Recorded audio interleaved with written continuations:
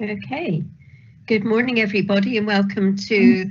Sorry, I haven't had notification that we're live yet. I'm still waiting. I just have. Oh, have you? Yeah. Oh, I haven't had anything yet. Can we just hold on a moment? Yes, certainly. That's why I sort of... What is it? Oh, yeah, I can just put it in there. Yeah, thank you, Chairman. You got it? Yeah. Do you want to do your bit then? Yes, I'm happy to read out the introduction. Yeah, that's fine. Welcome, everybody. Good morning. Good morning, everybody. Welcome to this virtual meeting of the Licensing Committee. Before consideration of today's business, I'll outline the protocols for the meeting. Today's meeting is being live streamed to the public via Microsoft Teams and is also being recorded. If the Council's live stream fails during the meeting and we cannot share the proceedings, the Chairman will adjourn the meeting so that access can be restored. If the issue cannot be resolved, the Chairman will halt the meeting and the remaining business will be concluded at a future date. If a member experiences a technical issue, we'll adjourn for a short period to try and re-establish their connection. As the Chairman calls members to speak, she'll remind you to switch on your microphone. If for some reason you cannot be heard, the Democratic Officer will advise you. We do have public participation today and the applicants will be joining the hearing by telephone. The press and public will be excluded from the meeting for the last item, and members will be required to in turn to confirm and declare that there are no other persons present who are not entitled to either hear or see consideration of the matter. To confirm the procedure for today's meeting, the Chairman is happy for members to type X in the chat box or to raise their hand if they wish to speak. Before we start the meeting, I'll ask the committee members to confirm they're present and their electoral division. So, Chairman, I'll start with you. Thank you. My name is Sandra Hayward. I'm Cornwall Councillor for the St Austell Gover Division. Thank and you. I'm chairing this meeting this morning. Thank you. Councillor Martin. Good morning. I'm John Martin. I'm Councillor for Helston South and Vice Chair of this committee. Councillor Biscoe. Hello, I'm Bert Biscoe. I represent the Boscawen Division in Truro. Councillor Brown. Good morning. Malcolm Brown, Councillor for St Austell Bethel. Councillor Daw. Councillor Daw for the Liner Division. Councillor Eakin-Smith. Good morning, David Eakin-Smith, Councillor for 11. Councillor Foote. Good morning, everyone. Jesse Foote speaking, Cornwall Councillor for the St Germans and Landulph Division. Councillor Flashman. Good morning, Jim Flashman, representing St Dominic, St Melian and Kelly Bray. Thank you. Councillor Lennox Boyd. Good morning, Sheila Lennox Boyd, representing Sultan. Councillor Pascoe. Good morning, Councillor Pascoe, representing Liskeard West and Obwall. And Councillor Thomas. Yeah, good morning, Cornwall Councillor John Thomas, representing Lanner and Stithians Division. We also have some officers present today. We have Angie McGinn, Licensing Manager, Sharon Bainan, Senior Licensing Officer, Mark Andrews from Legal, and myself, Angela Saunders from Democratic Services. Thank you, Chairman. Thank you. Thank you, Angela. Okay, do we have any apologies for absence? Yes, we have one from Councillor Mould. Thank you. Any declarations of interest? No. Okay, we'll go to the minutes of the meeting held on the 5th of March 2020 on pages 1 till 4. Is everyone happy with the content of those minutes? And can I have a proposer and seconder that we accept those as an accurate and true record? Jim here, I'll propose the minutes. Thank you, Councillor Flashman. Second, Councillor Thomas. Thank you, Councillor Thomas. And how do you want to do the voting, Angela? Do you want them to raise hands up? Is fine, yeah. So just everyone put their hands up to use the hands up feature to accept those. Thank you. Excellent. Oh, better put mine up as well, hadn't I? Is that everybody, Angela? Yeah, they're definitely carried. If everybody could lower their hand. Yeah. We better ask if there are any against or any abstentions. Yes, as well. Oh, yes, definitely. Oh, are there any against? Jim, could you lower your hand, please, my love? Thank you. Thank you. Are there any anyone against? Nope. Any abstentions? No, that's fine. Thank you. Thanks, Angela. Right, so we'll move on to item number 4, which is licensing of Hackney Carriage private hire vehicles and operators. And I believe Angie, good morning, Angie, is going to be bringing this one to us. So over to you. Thank you. So the report I'm presenting today starts on page 5 of the agenda, and it's in relation to the objections received to the council's proposed increase in licence fees for taxi and private hire vehicles and in relation to private hire operators. We have received 11 objections, 2 of which are from trade associations. One of the associations has asked to address the committee today, and that's Joy Arnold, who will be speaking a bit later on.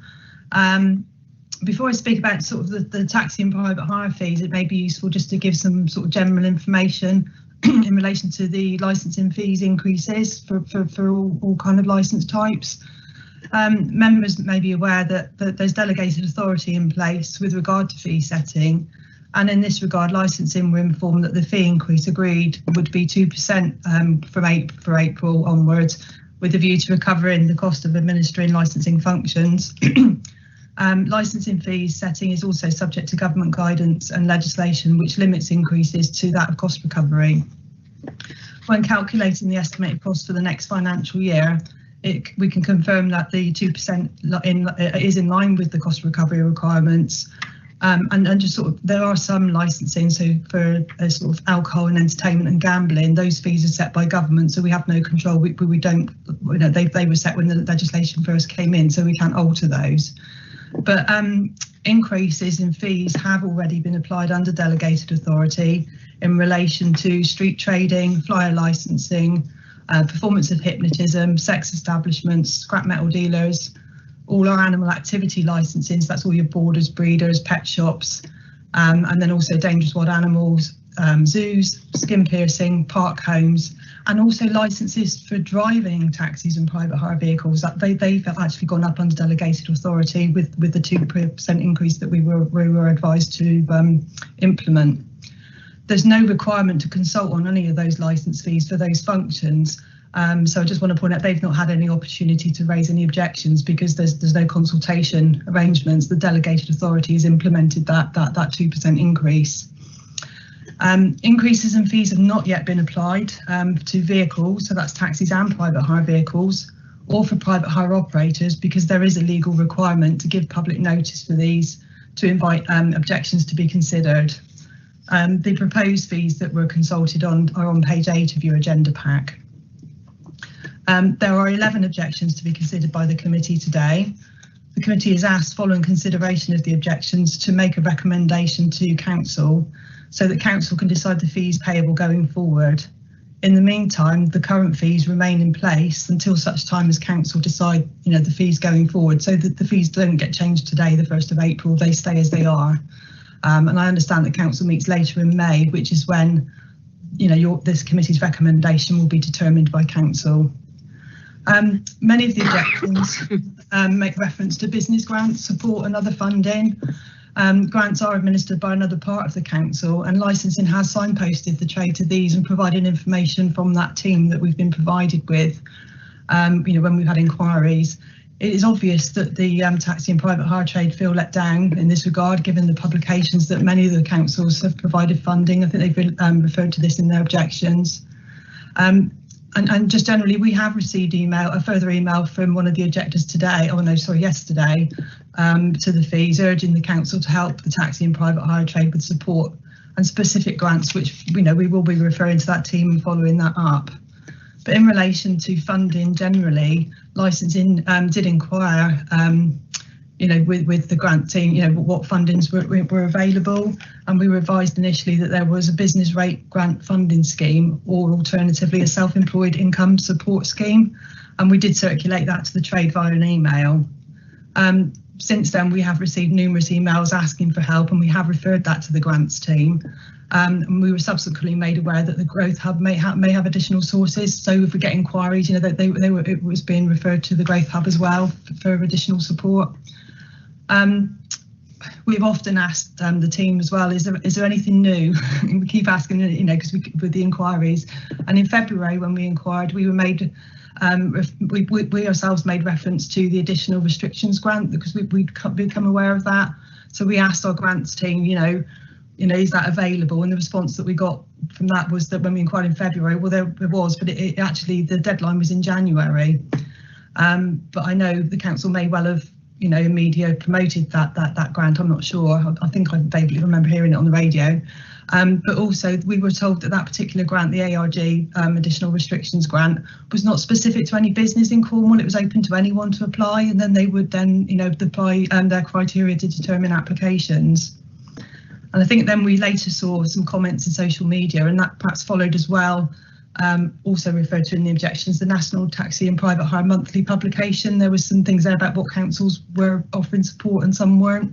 But we did see later in some local social media that Cornwall Council had actually approved applications for the ARG grant, and that some of those approved had included taxi operators. So it wasn't specific to taxi operators, but I don't know, you know, how much that was promoted that they would know about it.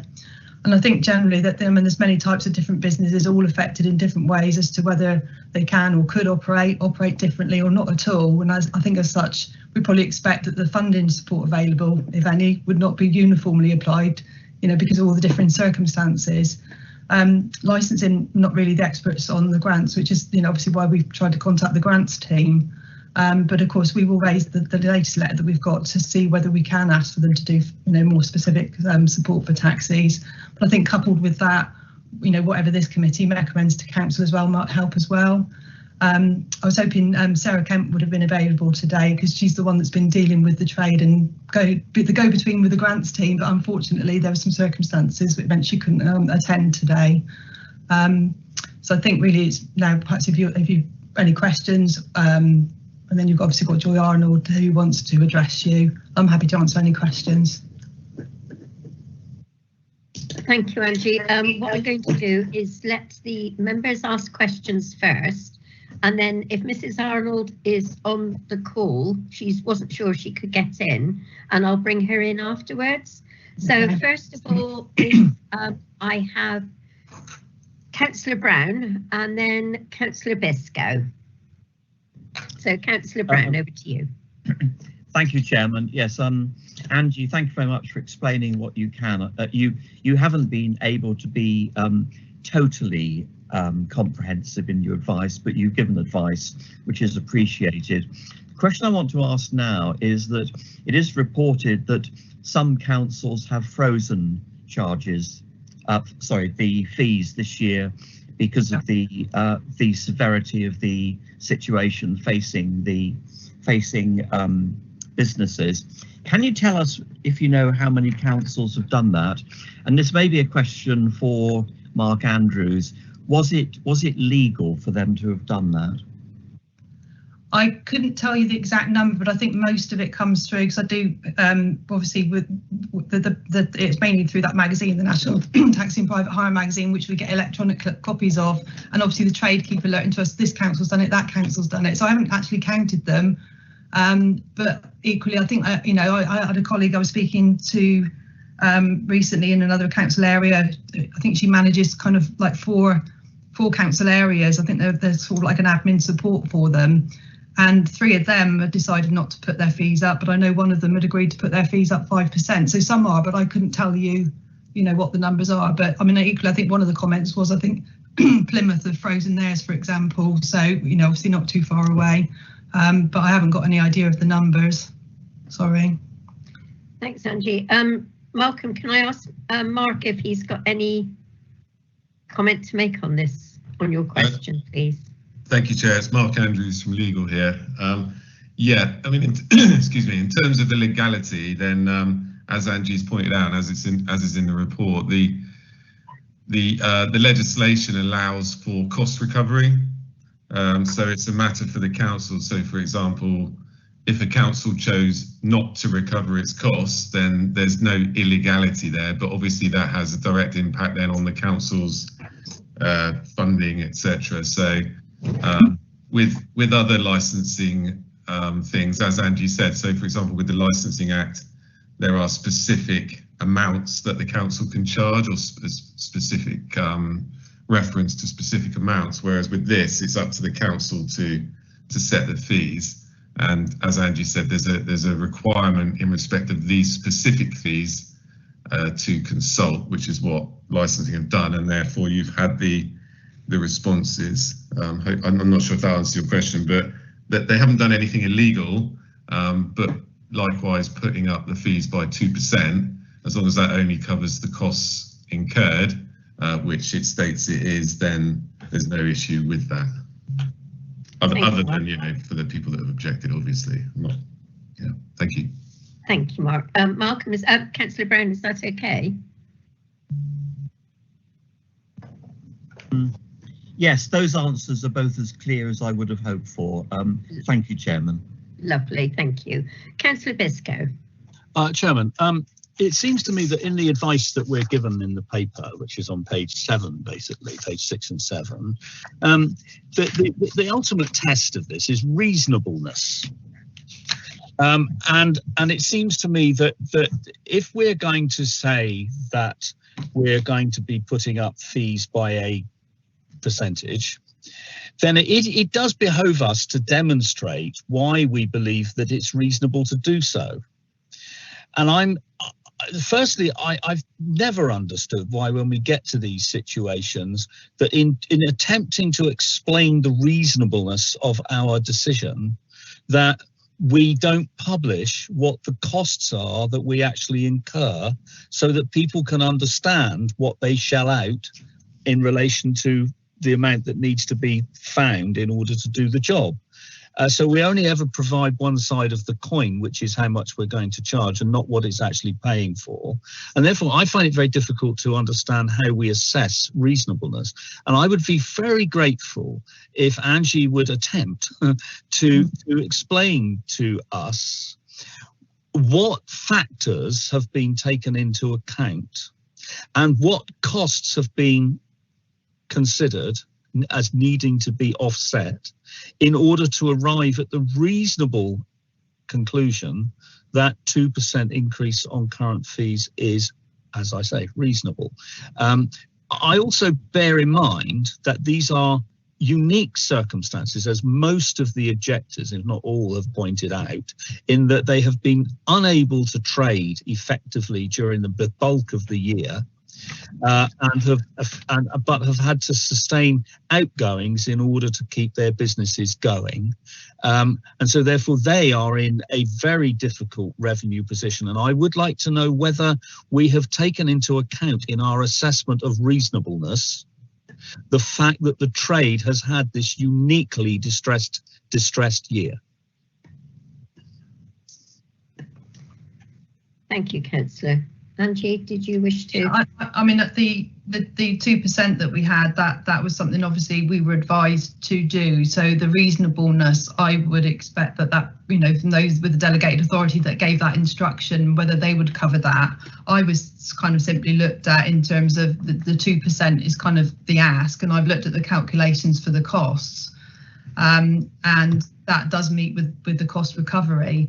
In fact, you know, I mean, we never, the income that we have doesn't cover the cost. So, you know, you could argue, you know, and obviously to cost recovery, it would be quite a higher percentage. So the 2% in terms of, I think, you know, because of the inflation is what they've used, it's reasonable, but that's in terms only really, you know, it's kind of reasonable in that it's more reasonable to do 2% than put them up 10-15%, you know, but the reasonableness I get from what you're saying, you know, is obviously from the situation that the operator's in with the lack of trade and income.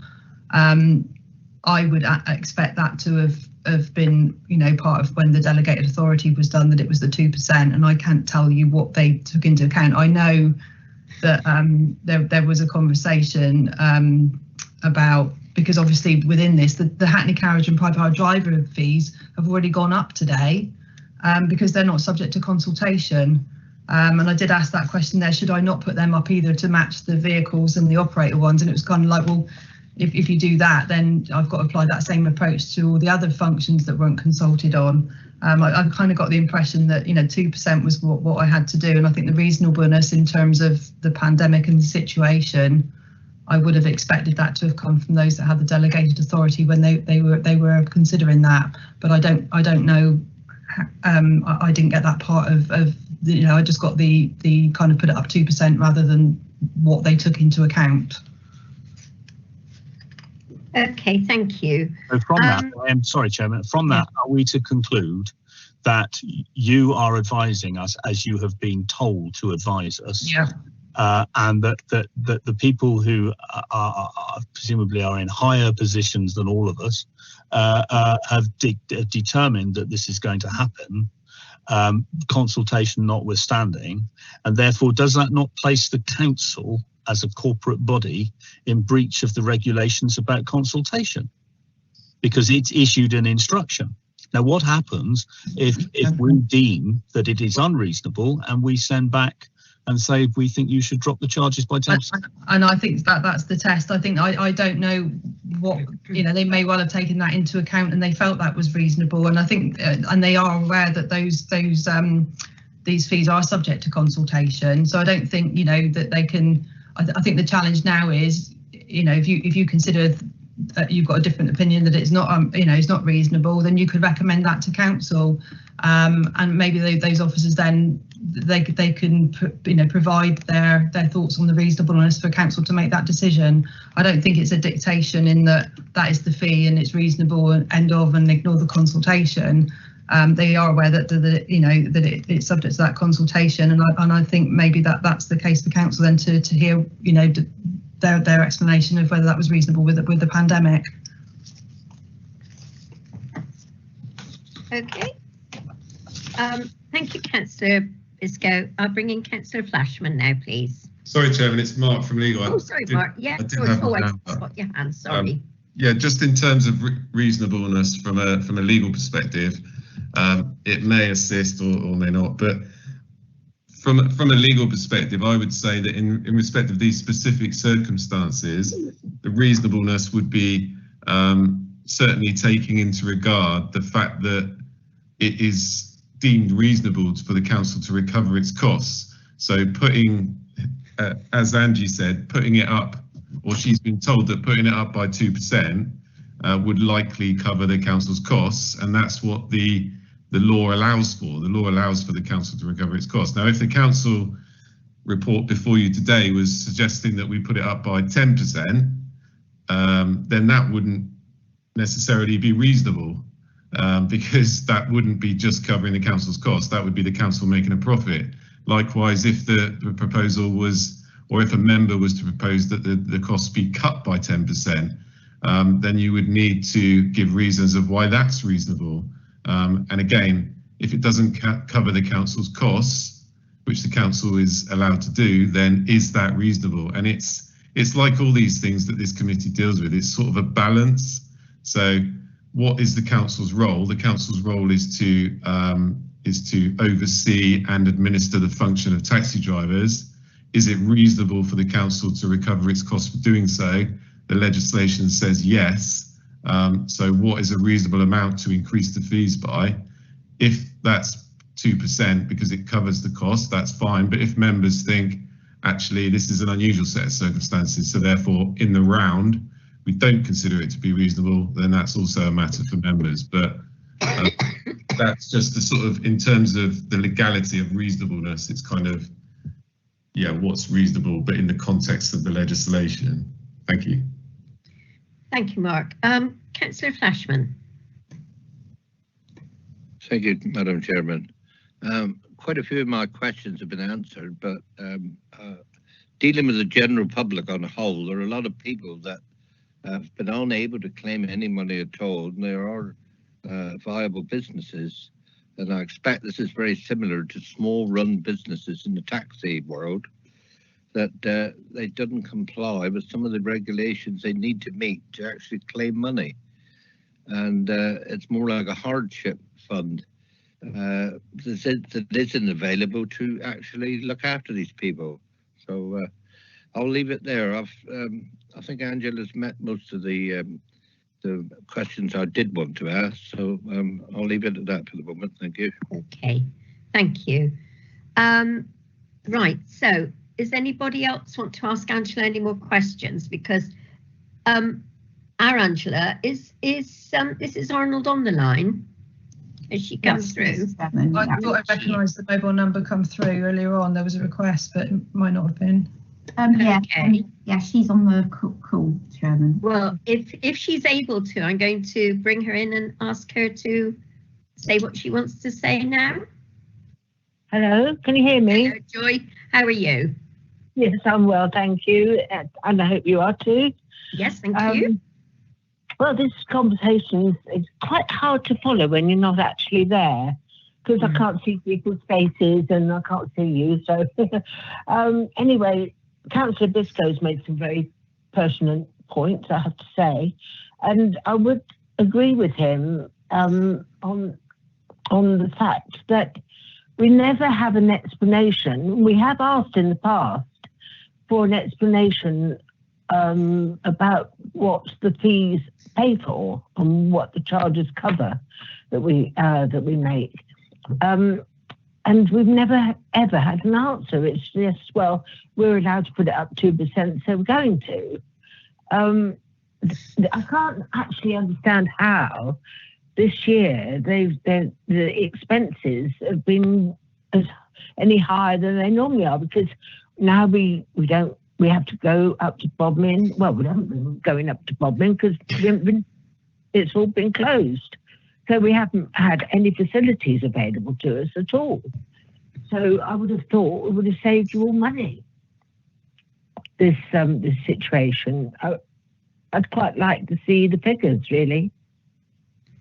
But I would say that this committee has, I did write a letter, and Madam Chairman has replied and said that she received it. And this committee has always been very open and willing to try to see things from the trade's perspective. And we do respect you, and we're very grateful for that. But we do feel that this is not really the time to add to the burden of these guys are sitting out there. They're not earning any money. You walk through Truro and the ranks are full, and there's nowhere for people to go except for the hospital or the doctors. And they a little bit of like leeway, please, just this year we won't put the fees up, just to help you out a little bit. It's not a massive amount, but when they're really, really on their uppers, every little bit helps. So we would appreciate a bit of help. Plymouth Council, as somebody said earlier, has frozen their fees. Burnley and Basingstoke also have. There may well be more, but I was reading through the private hire magazine yesterday, and the list is quite long, and I gave up in the end, but that's at least 3 which have decided to help out. And the other thing, a lot of them have actually funded safety screens for the drivers, and there's been no offer of help for that for ours. They're quite pricey. I've seen several of them with screens that have fallen to pieces because they can't afford to repair them. I can't think of anything else that I'd like to say because it's all in the letter, if you'd like to read the letter that I wrote. Yes, thank you. I think that would probably cover it. Okay. Mrs. Arnold, we made sure that everyone had a copy of the letter this morning. I'm sorry I didn't send it through yesterday, I only picked it up this morning, but that was my fault. So I'm going to ask Angela if she'd like to, Angie, if she'd like to come back to you a minute about your early question. Okay, thank you. Thank you. Yeah, so in relation to the costings, we do, so for instance,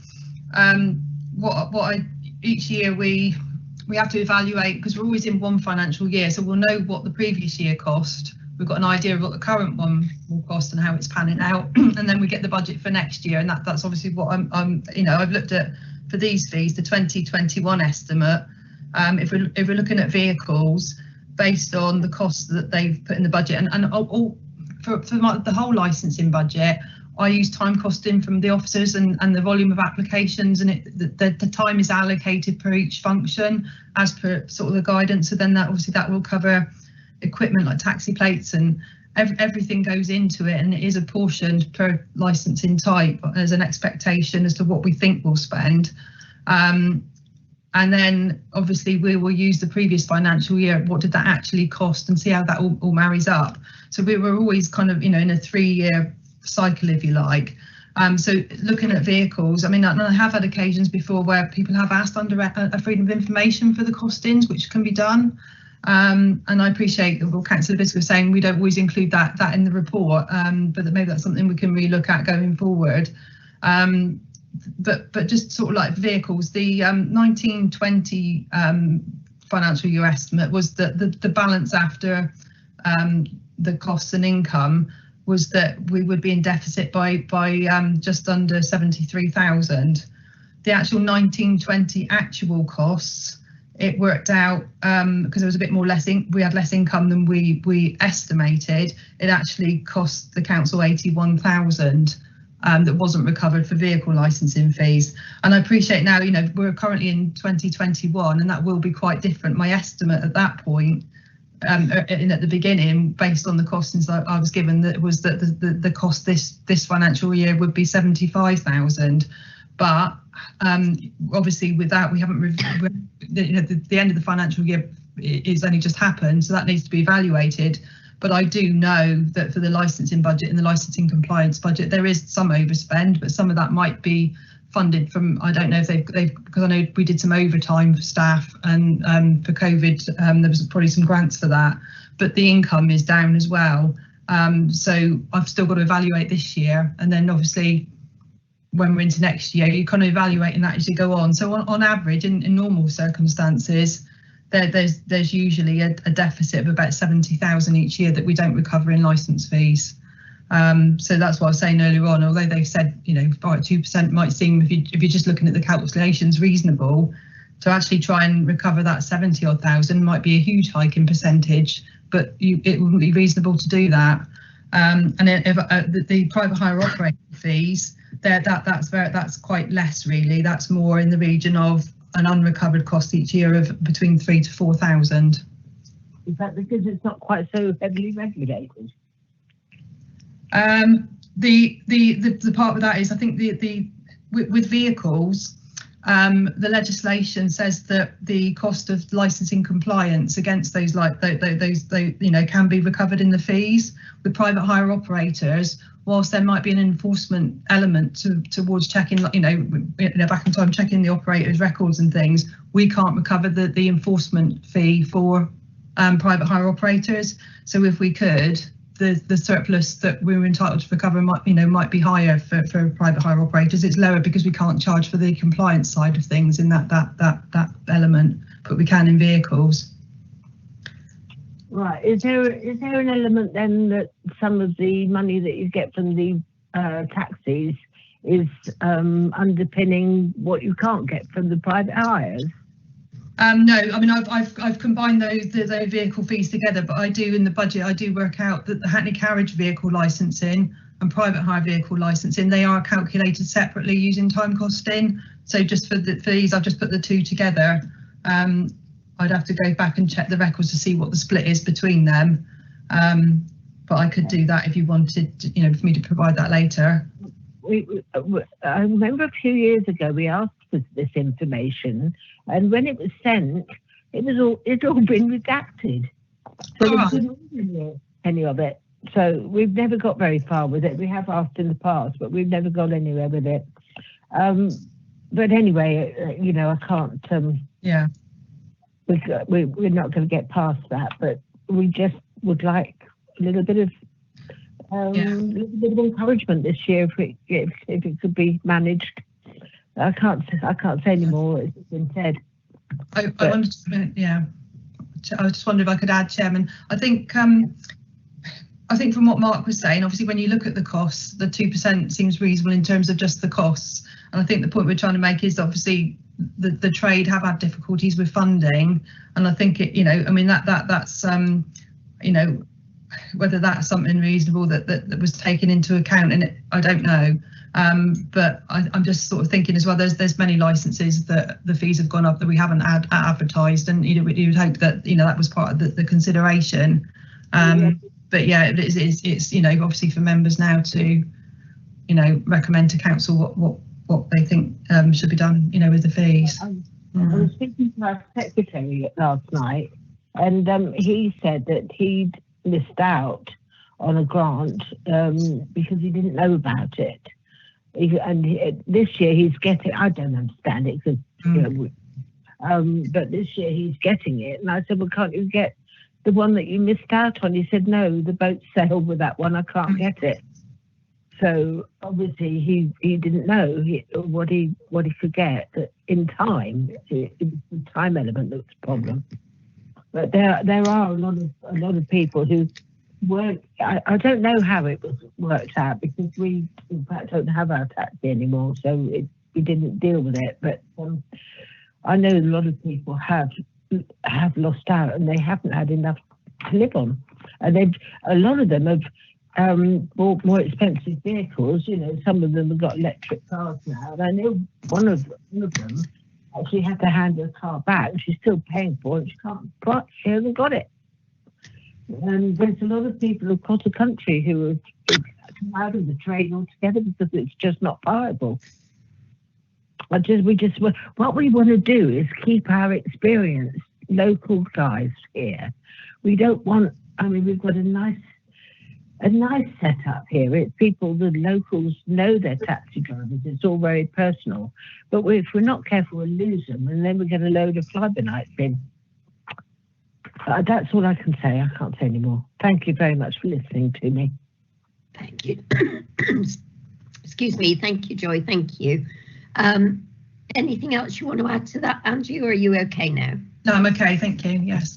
Right. So, all right, Joy. Thank you. Okay. Okay. So we have any members of the committee wish to say anything? Right. Councillor Biscoe. Sorry, Chairman. I've looked at this paper very carefully. It seems to me that there are, I mean, I come back to, you know, what we determine to be reasonable. And we are in an extraordinary time, and it has been a time in which trade has been very, very seriously affected, and not to the good, really. I've got a couple of points that I'd like to make. Firstly, I accept that the council is bearing a portion of the cost for the licensing function. I would suggest, though, that the council extracts from that regulated, licensed and supervised trade, that is the taxis, they extract a degree of value which actually saves them greater sums elsewhere. So, for instance, they use regulated licensed taxi operators in order to move vulnerable people around that they need to get to education and so on. And they also, they've got an aging population which they like to encourage to live independently in their own homes. And one of the ways in which many of those people, particularly the less well off, actually manage to achieve that is by using taxis to get around to do their independent living business. And in that sense, the council extracts a degree of value from the taxi trade, and it seems to me that any value that anybody obtains from anything has always got a price on it. And I think that there's a case for arguing that if the council subsidises the cost of licensing over a year, over a period of time for taxis in particular, then actually it gets a benefit. It gets a benefit back which it probably doesn't get back from kennels or sex establishments in the same way. And then the other thing I would like to just ask, because I don't understand how we calculate the costs that we're actually charging for. So I do know that within the internal economy of the corporate body that there are internal recharges for this, that and the other, like computer maintenance and welfare, and I don't understand if, for instance, when we seek the engagement of highways or of safeguarding, for instance, whether there is a recharge for that is built into the calculation, and I I get a bit anxious about how we actually build up the sum. This is why I accept Angie's suggestion that it would be a good idea to see the other side of the account, as it were, in order to be able to assess reasonableness. And I hear what she says about the factors that she's taken into account in arriving at her view. But I also hear what she says about, and I quote, those with delegated authority, because I'm not entirely certain that those with delegated authority who are insisting are actually listening to the sort of statements that are being made and the objections that we have received, because they issued their instructions before ever we undertook this consultation.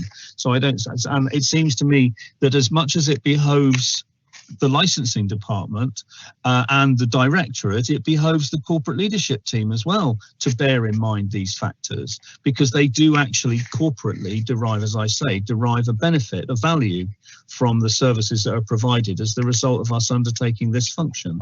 And these are small businesses in the main which are in difficulty at the moment, and at the very least I think it would be a sensible gesture, I don't think it's going to be any more than that, to actually say that we will peg the charges for the things that we're able to consult upon for this year.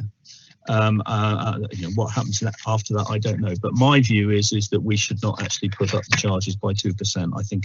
I think I consider that in the circumstances it is unreasonable.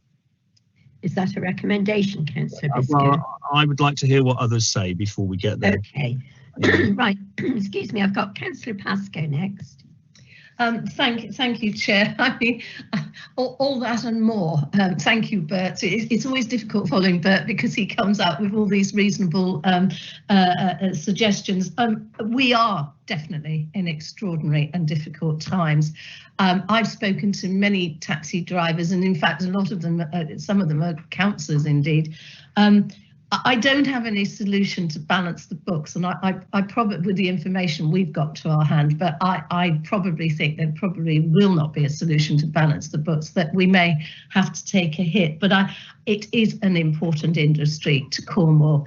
They are small businesses. They're an integral part of what happens in Cornwall, and as Bert says, they're a lifeline to so many of our elderly people. They really are, getting them to doctors, getting them to chemists and those sorts of things, and apart from ferrying around the tourists when they come. And it seems to me that they paid their licensing fees last year and probably have picked up very few fares, not probably enough to feed themselves indeed. And I really think that this committee probably will agree that we need to support these people. They do work hard. They probably haven't had the backup in grants because they've probably fallen onto some of this self-employed stuff, and it's not enough to keep a family and support a house or anything else. So yes, I don't think it's reasonable at this time to put up the charges at all. In fact, I would like to see a reduction, but I don't know if that's on the table, to make up for them paying their fees last year and not actually being able to do their business. So I'm fully supportive of the industry. I do think on the whole they do an extremely good job, and I think they need our help now. Okay, thank you, Councillor Pascoe. Now I've got Councillor Foot. Thank you, Madam Chair. So yeah, I'm in agreement with what both Councillor Biscoe and Councillor Pascoe have said. I think if it were normal circumstances, this would be reasonable. However, it's not normal circumstances, so I think it's unreasonable of us to do this. And I'm quite happy to propose that we freeze this for a year. Okay. And that's where I am. Thanks very much. Okay, thank you. Now I've got Councillor Brown. Yeah, yes, I can be brief given what other speakers have said. I think there's a danger at the moment that the council might look to the world outside as if we're concerned about our own finances more than we're concerned about the welfare of a sector which has had particular difficulties in the last year. They're not the only one. We know about the cultural sector, people working in the arts and so on. And I'm not making a political point, but obviously it's difficult for both government and the council last year to sort out funding and to make sure it goes to those who have the most need of it. But I think at the moment it would be wrong to increase the fees, and it'd be an interesting early challenge for the new council. You know, when they're still sorting out what it means to be a Cornwall councillor, to have to decide on this. The other point I want to make in passing, and this may be, I would like this recorded in the notes, although not to be part of the recommendation. I think there is a case for, in the next council, Constitution and Governance Committee, having a look at the delegated powers that officers have, because I think the list that Angie read out of where increases have been agreed under delegation, there seem to be some inconsistencies. As I understand it, we were asked to comment about the fees for park homes at the last meeting, and we agreed to support the increase that we were recommended to. There are different arguments here today for the taxi business, and I think the arguments point the other way. But I do think some of what has already gone through without us being able to influence is probably too much in these circumstances. But I'll leave that. If that can be picked up in the notes of the meeting, that would be grateful. I'd be grateful, because that might be something that those who are on the next council might want to latch on to. Thank you, Madam Chairman. Thank you, Councillor Brown. Councillor Flashman. Thank you very much, Madam Chairman. Most of the taxi and private hire businesses in my area have been delivering meals to a lot of people with no charge to them. They've been actually ferrying people that don't drive in Plymouth for their COVID jabs. If they've a mind to give the taxi driver or the private hire someone towards the fuel, they do, but they haven't certainly made a charge to them. And I think that they've acted very correctly. And I think that I would actually like to propose that we do not accept this rise in charges and hold it for another year. Jim, we've got a proposer for that. Would you like to second it? Yeah, I'd like to second that. And I Lovely. That, no one's asked these people to do this. They've got it on their own limb. They've also lost a lot of the school contracts, obviously because of the lockdown. And I think we got city buses travelling now, but no one on them. And I know the service has got to run, but you can go from Bude to Plymouth. And I doubt if you'll see more than one or two people on these coaches. And I think it's a hell of a loss of income to everyone. So that's my point that I'm trying to make. Okay, thank you. Okay, thank you. Right, I've got Councillor Lennox Boyd next. Thank you, Chair. Chair, can I ask a question through you to Angie? Push Have can. we had many? Thank you, Chair. Have we had many of the badges handed back to the council?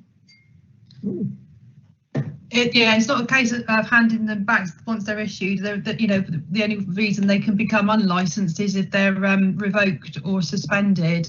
But I know there have been some people have had difficulties. We've actually, I think that they've stopped using them. But when people have come up for renewal, rather than doing a full 3-year license, we might have get them a 6-month license. They paid a lesser fee, so we've kind of tried to help out that way. But there isn't really a facility to hand the badge back in once the license is issued. Like I said, the only way that it would become unlicensed is if it was revoked or suspended. But the danger with that then is that if we did that to refund a fee, they'd be on the National Refusals Register. Yeah. So we've not noticed an increase in things like that, because just as an sorry, Angela. I was going to say we probably have less applications to renew. And all of those that are struggling, like I said, we've tried to do a lesser fee because they've asked for a shorter license period instead of a 3-year license. Yeah. Okay, thank you. And Chair, also, just to sort of say, my local taxi man who takes us all the time is gone and bought an ice cream van, which is really sad. But we did laugh about it because the new vehicle, but it is really sad. These guys do need our support, and you know what everybody else has said, I absolutely support. Thank you very much, Chair. Okay, thank you.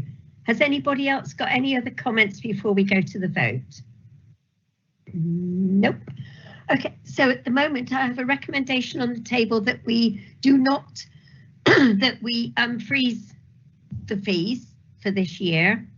And that has been proposed by Councillor Foot and seconded by Councillor Flashman. Yes, who's just put their hand up? Mark, sorry Mark, I should have brought you in. No, that's okay, Chair. Yeah, it's Mark from Legal. Just I've obviously been jotting down what members have been saying in terms of the freezing of it. So if Councillor Foot and Flashman are happy to the proposal is that it be recommended to Council that the proposed fees and charges for the period 2020-2021 as set out in the report not be increased. And the reasons for that are due to the exceptional circumstances caused by COVID-19 and the impact of this on the taxi trade, that taxis provide an important service and accordingly members did not consider it to be reasonable to increase fees at this time. I'm happy with that wording, sir. Councillor Foot here. I'm happy with that wording. Thank you. Thank you. Councillor Flashman? Yeah, that's fine. Excellent. Yeah. Thank you, Thank Mark. you. I spotted Councillor Dawes' hand pop up. It's gone down again. Did you wish to say anything before we go to the vote, Councillor Daw?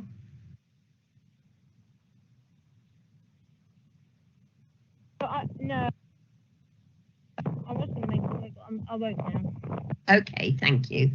Right, so we're going to go to the vote with that recommendation. Angela, would you like to do the voting roll call, please? Yes, Chairman. Councillor Biscoe. 4. Councillor Brown. 4. Daw. 4. Councillor Eakin-Smith. 4. Councillor Foot. 4. Councillor Flashman. 4. Councillor Hayward. 4. Councillor Lennox Boyd. 4. Councillor Martin. 4. Councillor Pascoe. 4. Councillor Thomas. 4. That's unanimous, Chairman. Thank you.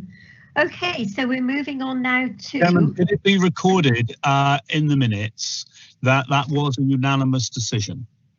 Certainly. Thank you. You can do that, Angela, can't you? Yeah. That's fine. Oh, yeah, that was carried by everybody, wasn't it? Yes. Can I say something? Hello? Councillor Daw, what was it you wanted to say? Because we've had the vote? I just wanted... Oh, I think it's Mrs. All I was going to say was that the 5-year taxi thing was only a tenner. And if you wanted to keep any element in, you could have just kept that one. And then any future rises, it wouldn't have affected the people on 5 years because they'd have only paid a tenner for 5 years. That's all I wanted to say. Right? Yeah, thank you. Thank you. Sorry, was that Mrs. Arnold? Are you still there? Yes, I would just like to say a huge thank you, and I'd love to give you all a cheer and a good clap. That's okay. Thank you very much. Thank you very much. Take I'm care. going now. Thank you. Thank Nice you. to talk to you. Bye bye Okay, then. bye. Bye. Right.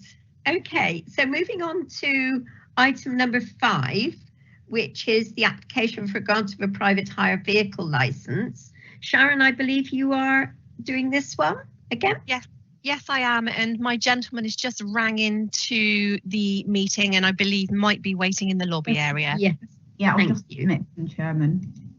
Thank you. Angela, do you want to introduce us all again? Hello, good morning.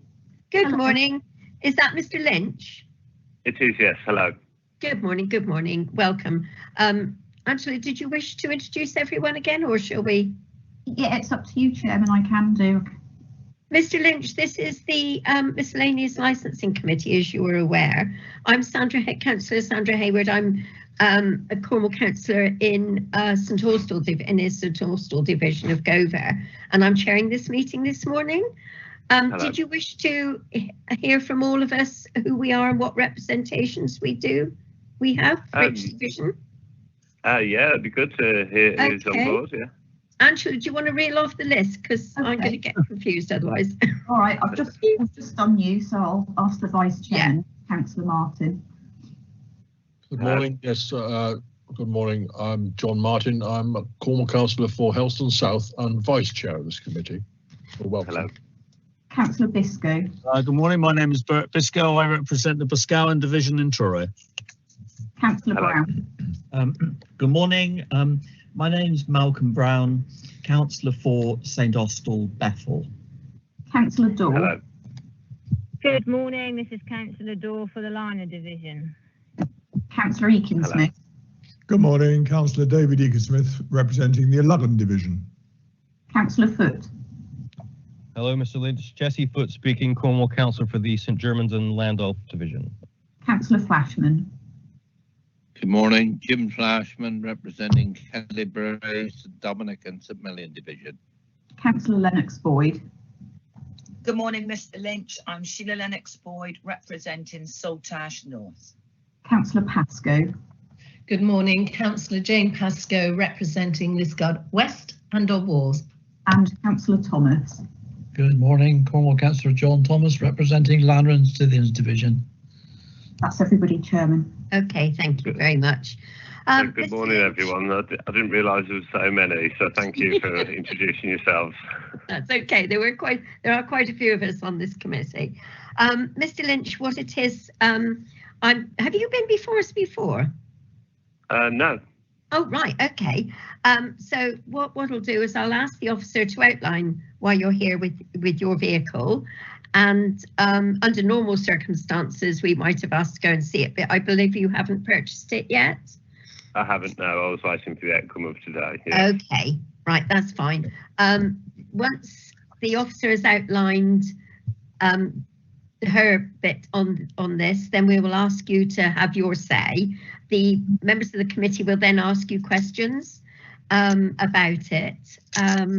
You will eventually have the final say, and then we'll come to a decision and we'll let you know later today. All right? Okay, thank you. That's Or great. Thank even you. we might let you know today at the meeting. So, right, Sharon, over to you. Thank you, Chair. This is an application which has been received for the grant of a private hire vehicle licence in respect of a rickshaw pedal bike with pedal battery assist. The vehicle does not meet the council's vehicle specifications for Hackney carriages and private hire vehicles, but they would fall under the novelty vehicle specification. Therefore, the committee is required to consider and determine the application. Mr. Mark Lynch is applying to licence a rickshaw pedal bike with pedal battery assist as a private hire vehicle with a seating capacity of 2 to 3 passengers. Mr. Lynch proposes to provide a pre-booked, prefixed, defined route from Redroof to Portree. Mr. Lynch has also requested plate and signage exemption, which would be permissible for the purposes of which the vehicle is to be used, sightseeing and tours. The applicant has not bought the vehicle yet in case approval was not given, but he has provided a picture of a similar vehicle attached to Appendix 1 of the report. The applicant has provided a summary of his business plan and concept together with details of the rickshaw, which are attached at Appendix 2 of the report. Suggested conditions are attached at Appendix 3 of the report, and these have been put together following consultation of various other councils who license similar vehicles in their area. However, the vehicle does not meet the council's current specifications for ordinary Hackney carriage and private hire vehicles, as outlined in your report on pages 19 to 20. But bearing in mind that this will be classed as a novelty vehicle under those vehicle specifications. Thank you, Chair.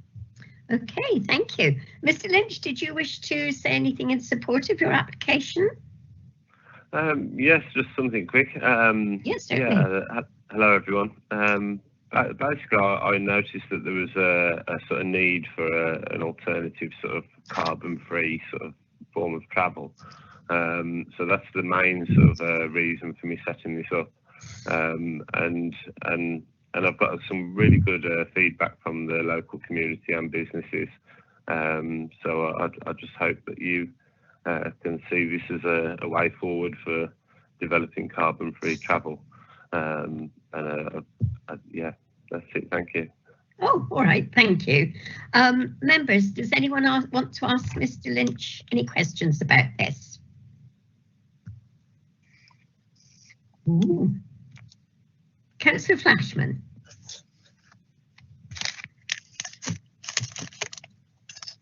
Thank you, Madam Chairman.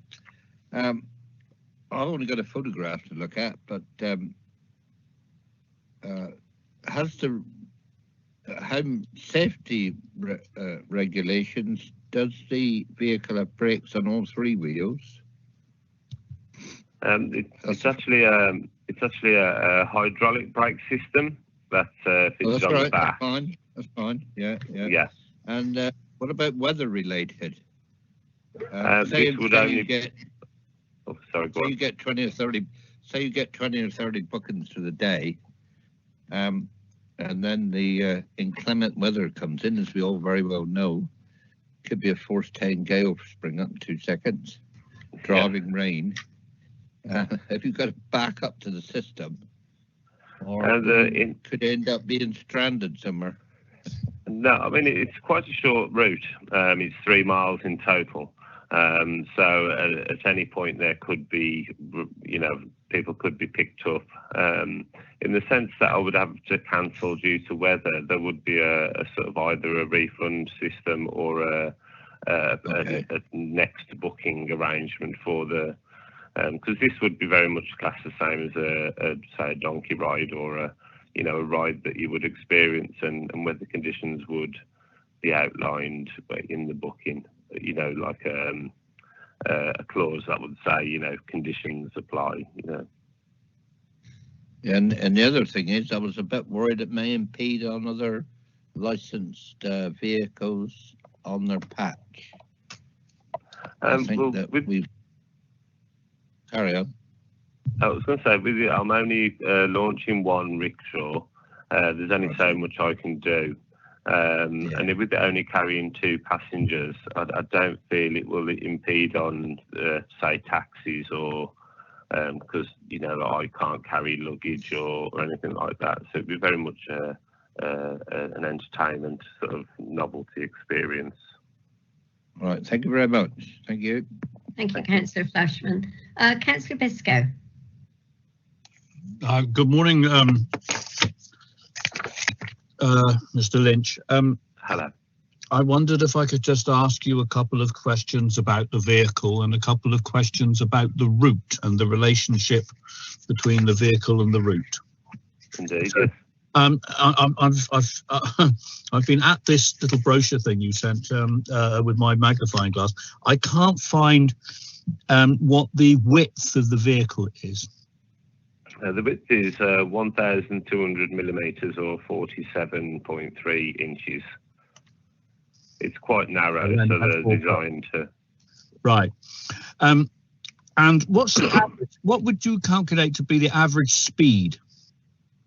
I think the top speed is 15 miles an hour. I'm very much going to be way lower than that because it's very much sightseeing. On the route, we'll be explaining sort of, like Cornwall Goals, the track, places and businesses on the way. So it's very much, and there's sort of music played as well, quite gentle music.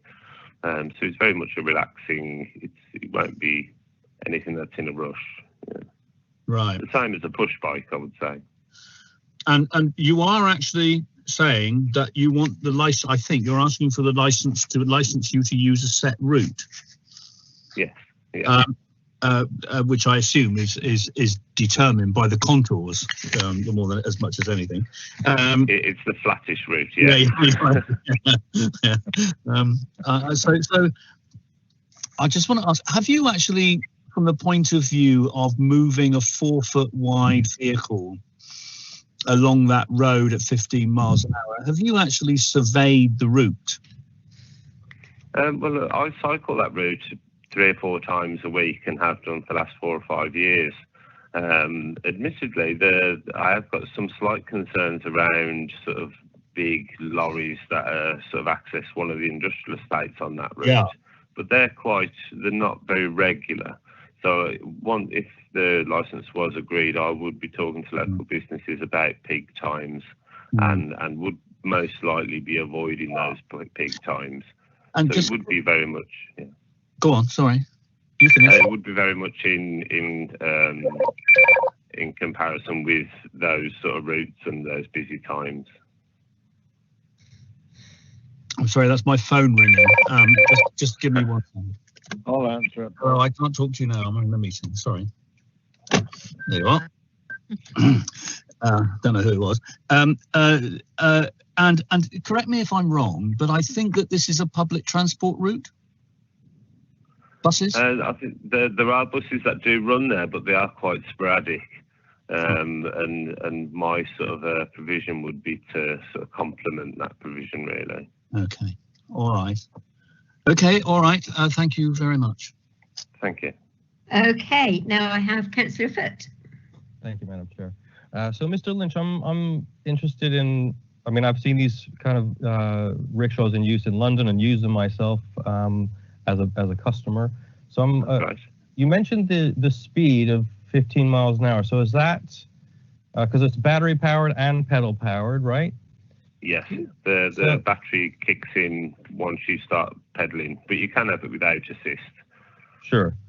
I mean, I understand e-bikes. I've got one myself. Been using it a lot lately. So it's a pedal assist. So I've just so 15 will be is 15 miles an hour is kind of the maximum limit for that kind of a vehicle. Is that right? Legally in this country, is that correct? Yes. Yeah. Okay. So, I mean, I'm quite happy with this. I think it's quite forward thinking. I think if we've got provision to license this as a novelty vehicle, you're talking about a fixed route. I wouldn't view this necessarily any differently than, cycling an e-bike, but you're just a little bit wider. So, I hear what other members have mentioned about that, but I've looked at the safety specs in there.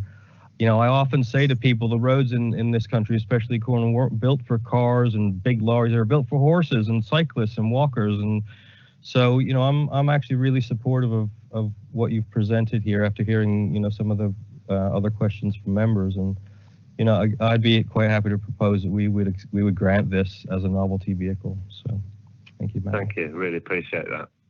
Thank you, Councillor Foote. Is that a proposal? That is a proposal. Thank you. Thank you. Thank you very much. Okay. I can't see anybody else popping up. Can I have a seconder for that proposal then, please? Councillor Thomas? Sorry. Second as Vice Chair, I'd second that. Thank you. Right. 3 or 4 seconders on that one. I was just going to second it, Madam Chairman. That's all. Yeah, I had Councillor Thomas up. Yeah, and Councillor Flashman and then Councillor Martin. So I've taken. Yeah. Right. I'm off the internet now, Madam Chairman. So I'm back on the phone. I lost connection. So. Oh, okay. I won't be able to put my hand up. I'll just shout. Okay. Oh, that's fine. Thank you, Councillor Flashman. Thank you for letting us know. Mark, I'm going to bring you in, please. Hello. Yes. Thank you, Chair. Sorry, it's Mark Andrews from Legal here. Sorry, a clash of names there with. Sorry. Yeah. So I just wanted to make just clarify something with the applicant, that you've seen the proposed conditions at pages 24. Well, you might not have a copy of the report, but you've seen the proposed cycle rickshaw conditions. I have. Yes. Yes. And you're able to. You're comfortable with those. Yes. I presume you're talking about things like the seat belts and the knee space room and things like that. Yeah. Lovely. And also just to confirm, you're a SciTech qualified mechanic as well. So you would, I mean, that's a mechanics qualification for bike mechanics. Yeah, I am level 3. Yes, and the youth work level 3. Excellent. Okay, that's. Yeah. I was going to say I've been a foster carer and I've worked for social services, and yeah, I think the CV's on there. I'm not sure. Okay. Thank you very much. Thank you, Chair. Thank you, Mark. Thank you. Sorry, Chair. Just to the reason I raised that, just to say to Councillor Foote, I think it was who made the proposal, that obviously if he's comfortable with that being attached. Sorry, with the decision including the attaching of those conditions, because it doesn't say that. the recommendation. So I am happy for that. Thank you. Thank you. Excellent. Thank you, Councillor Foot. Councillor Biscoe. Chairman, I wanted to ask a question, if I may. Mm-hmm. And I think it's probably of Mark or Sharon, and that is if we grant a license for this vehicle, and that gives rise to what we would obviously hope would be a successful enterprise, then and as Jim Flashman's scenario of 20 back-breaking bookings a day materialised, the temptation would be, of course, to add a second one to the fleet, or indeed the temptation might be for somebody to set up in competition, and I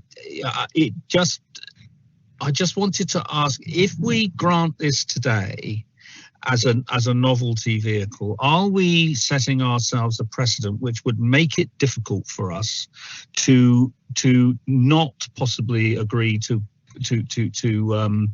grant further applications in the future? In other words, are we kind of pinning ourselves into a corner by doing it? The reason I ask this, I'm very happy to see people do this sort of thing. I think rickshaws are great, and anything that basically reduces carbon is really, really good. But we also have to take into account that the specified route that is being quoted here is a main route from the local town to Portreath, and is actually quite narrow. To the best of my recollection, it does not include pavements, and I suspect that a vehicle of this nature travelling along would impede traffic at peak times, which are mainly to do with summer traffic, I suspect. But I take the gentleman's point about the lorries associated with and I also accept that he will do his level best to work with people. That's absolutely fine. But if there's more than one, Chairman, this is my concern. So I'm speaking as a skeptic here, I think. So it would be helpful to know where we would be in terms of precedent for the future. Okay. Shall I answer that, Chair? Yes, please. Okay, so the first point I'll make is, like with all these applications, I think you deal with each application on its merits. So you could have one more application that you don't think is suitable, or you could have 10 that you think are suitable. It just depends on the application. The other point I would make is that there's nothing to stop anyone going and buying an electric bike or an electric rickshaw and just riding it on that road. It's a public road. So if I wanted to, I could go and buy a rickshaw tomorrow and cycle up and down that road all day with my children. And the fact that that holds up cars and lorries is neither here nor there, frankly. It's a road that I'm allowed to cycle on. I appreciate that in these circumstances, that's slightly different because the council's giving a licence to someone to transport members of the public. But I would say that the onus is on the car driver or the lorry driver to make sure that they do give the rickshaw plenty of space when they're overtaking it, and only overtake it in a safe manner.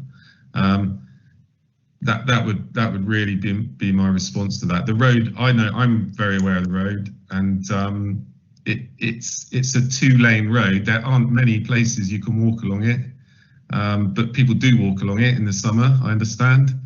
And it's very popular with cyclists. I've seen loads of cyclists going up and down that road because it's quite a flat road, and it goes to Portreath, which is quite a nice place to ride to. So yeah, it's the pavement only really, there's a bit of pavement in Bridge, and then there's a bit of, and then when the edge of Portreath, but yeah, so that would be my advice on that, is that it's each on its own merits, and it's a public road. Thank you. I don't know if that answers your question, Councillor Biscoe. Yeah, it does, because actually you've made the caveat that we are licensing a vehicle for carrying of the public, and so it's not just a matter of congestion; it's also a matter of risk. Thank you. Absolutely. Yeah. Thank you, Mark. Councillor Ecclesmith. Yes, thank you, Chairman. Mark has just actually answered a number of the things I was concerned about. A bit like Councillor Biscoe. I'm a bit of a sceptic, particularly as it's possible this might become one of my interests following May if I was to be re-elected. I think that that road is very busy. I'm sure Mr. Lynch knows that and taken that into account. But yeah. The route between Redruth and Portreath, particularly in the summer, it's amazing how many cars try and pack themselves into Portreath. I've been down there just recently, and it's almost impossible to get there. So I'm all in favour of dissuading people from driving cars into Portreath, as I know Portreath are, apart from the car park owners there. But I do have some concerns about the a vehicle like that on the road slowly moving along. There are lots of cyclists, as Mark just pointed out, that use it. There are no pavements. There is a small industrial estate as you get closer and closer to Portreath. And of course, the main cycle track, the coast-to-coast cycle track, actually runs sort of almost parallel with that as well. So it's an interesting area. And although I'm generally supportive of what my colleagues have said and always look to encourage new developments, I also am a little bit concerned about any precedent here. I don't think we'd want to have lots and lots of them because that would, until we've managed to reduce the number of cars, and that's some way off, I suspect. So I'll probably support it, but with some sort of queries in the back of my mind. Okay, thank you, Councillor Smythe. Councillor Thomas. Yes, Madam Chairman, just to say that I agree with most of what Mark Andrews has said. Yeah, it is a busy road for cyclists.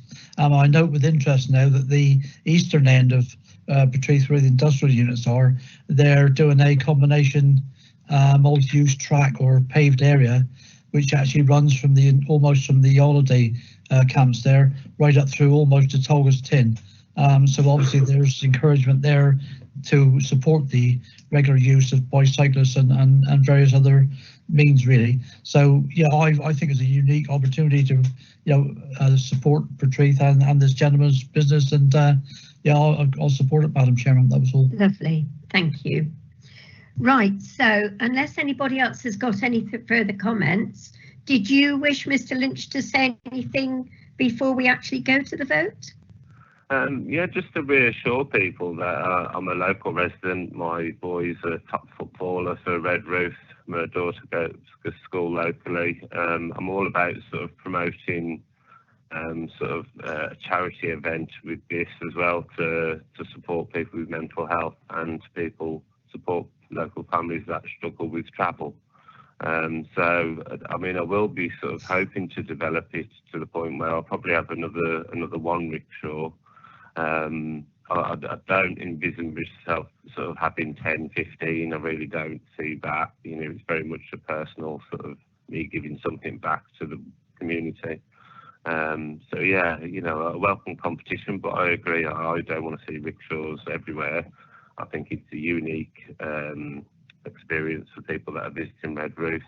I'm hoping to link up with Crescent Kernow at Redruth, which is a big development for Redruth, and just to promote some of what's going on in Redruth, and really appreciate the support. Okay, thank you. Right, so Mark, did you wish to read out the proposal? Thank you, Chair. Yeah, so it's that the application be granted subject to the additional conditions set out at Appendix 3 of the report. Members considered the matters set out in the report, heard from the applicant, and they considered that it was reasonable and proportionate to grant the application in this specific location in respect of this specific application. So that just makes it clear that it's, it's not a free-for-all. I think that covers that off, perhaps, unless members wish to change that in any way. Yeah. No. Are you happy with that, Councillor Foot and Councillor Thomas? I'm happy with that. Thank you. Thank you. Councillor Thomas? Yes, happy with that, Madam Chairman. Excellent. In that case, can we go to the vote then, please? So, Angela, would you like to do the roll call? Yes, Chairman. Councillor Biscoe. I'm afraid I'm against.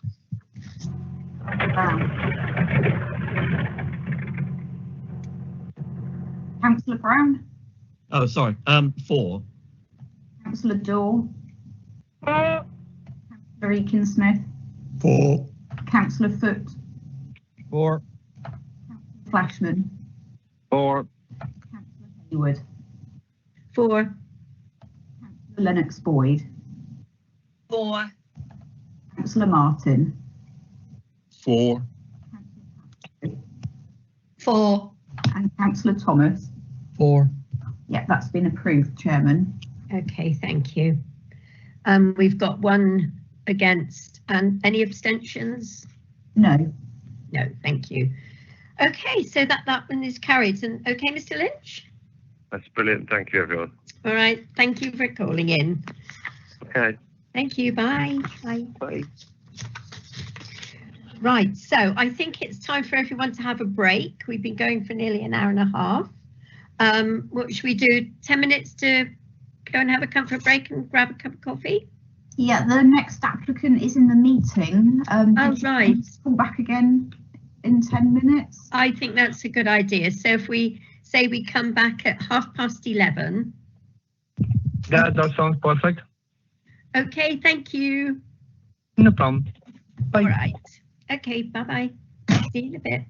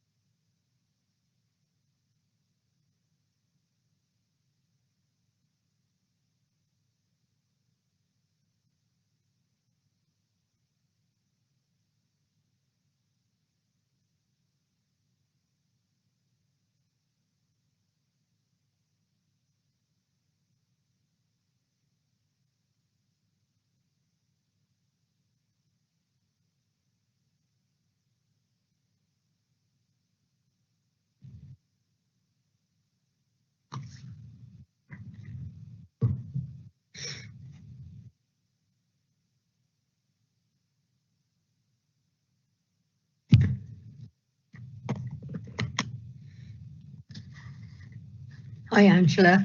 How are we doing for people back? I'm back, Madam Chairman. Thank you, John. Yeah, I'm here, Madam Chairman. Thank you. I'm here. Back, Madam Chairman. So am I. Thank you. Good. Present correct. Excellent. Right, it looks like everyone is. Councillor Flashman, are you there?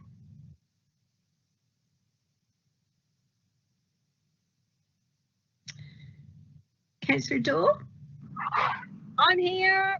Excellent, thank you. Is Councillor Flashman there yet? Or is he still having problems? I'm here. Oh, excellent. Thanks, Jim. Right, okay. Angela? Is Angela back? I've just submitted Mr. Cernian. Thank you, Angela. Okay, right, so we are now on, folks. We're going to, I didn't have any other business that I consider to be of any urgency to continue in open session. Yes, I'm just getting there. Yes, sorry, I just wanted to remind you we're going to a supplementary item rather than going on the line. Oh, right, sorry, which yes. Oh, gosh. It's item 5.1. Mr. Cernian. Yeah, because we're not going under the line yet, because this one's a public item. Thank you, Angela. There was me thinking I was all prepared and ready to go. Right, Mr. Cernian, I gather you're here? Yes, I am. Excellent, nice to hear you, and thank you for coming. You're here for the grant of a Hackney carriage vehicle licence? Yes, ma'am. I'm interested I've done months and months of research of changing to an electric taxi. Yeah, what's going to happen, Mr. Cernian, is I'm going to ask the officer to introduce it all, and then you'll be able to tell us a little bit about it.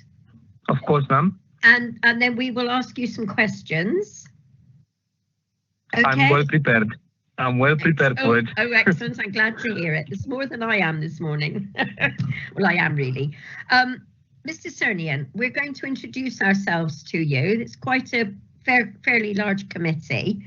I'm Councillor Sandra Hayward and I represent the Gover Division in St Austell, and I'm chairing this meeting this morning.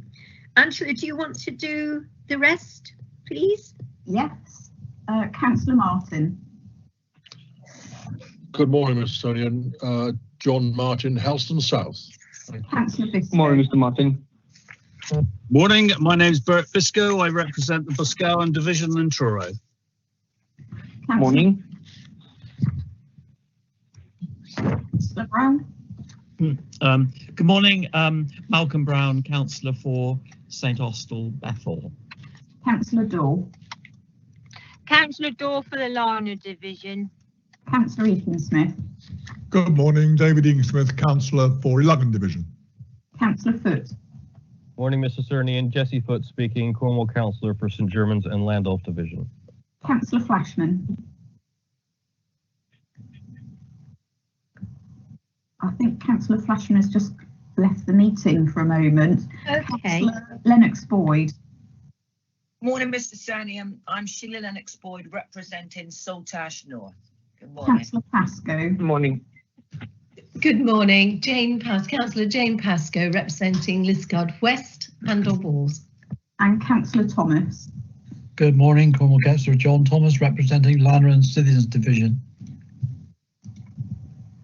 I'm just going to try and call Councillor back.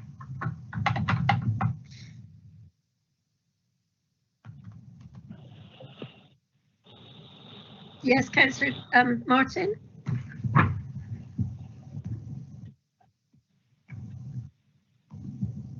No? Okay. Did you wish to say something, Councillor Martin? Just about just to confirm that Mr. Cernian is in my division in Helston. And works, but I don't know him as an individual. But I'm aware that he does practice in Helston. Okay, that's fine. Thank you very much. Thank you for that. Any joy, Angela? I'll keep trying. Shall we continue? Or should we give it a few more minutes to... I'll just try again. Councillor Dorr is there. Can Councillor Dorr confirm? Yeah, well, I can confirm I'm here, but I don't know what he's doing because I'm not in the same place as he is. So, sorry. Yeah, I'm just trying one more time.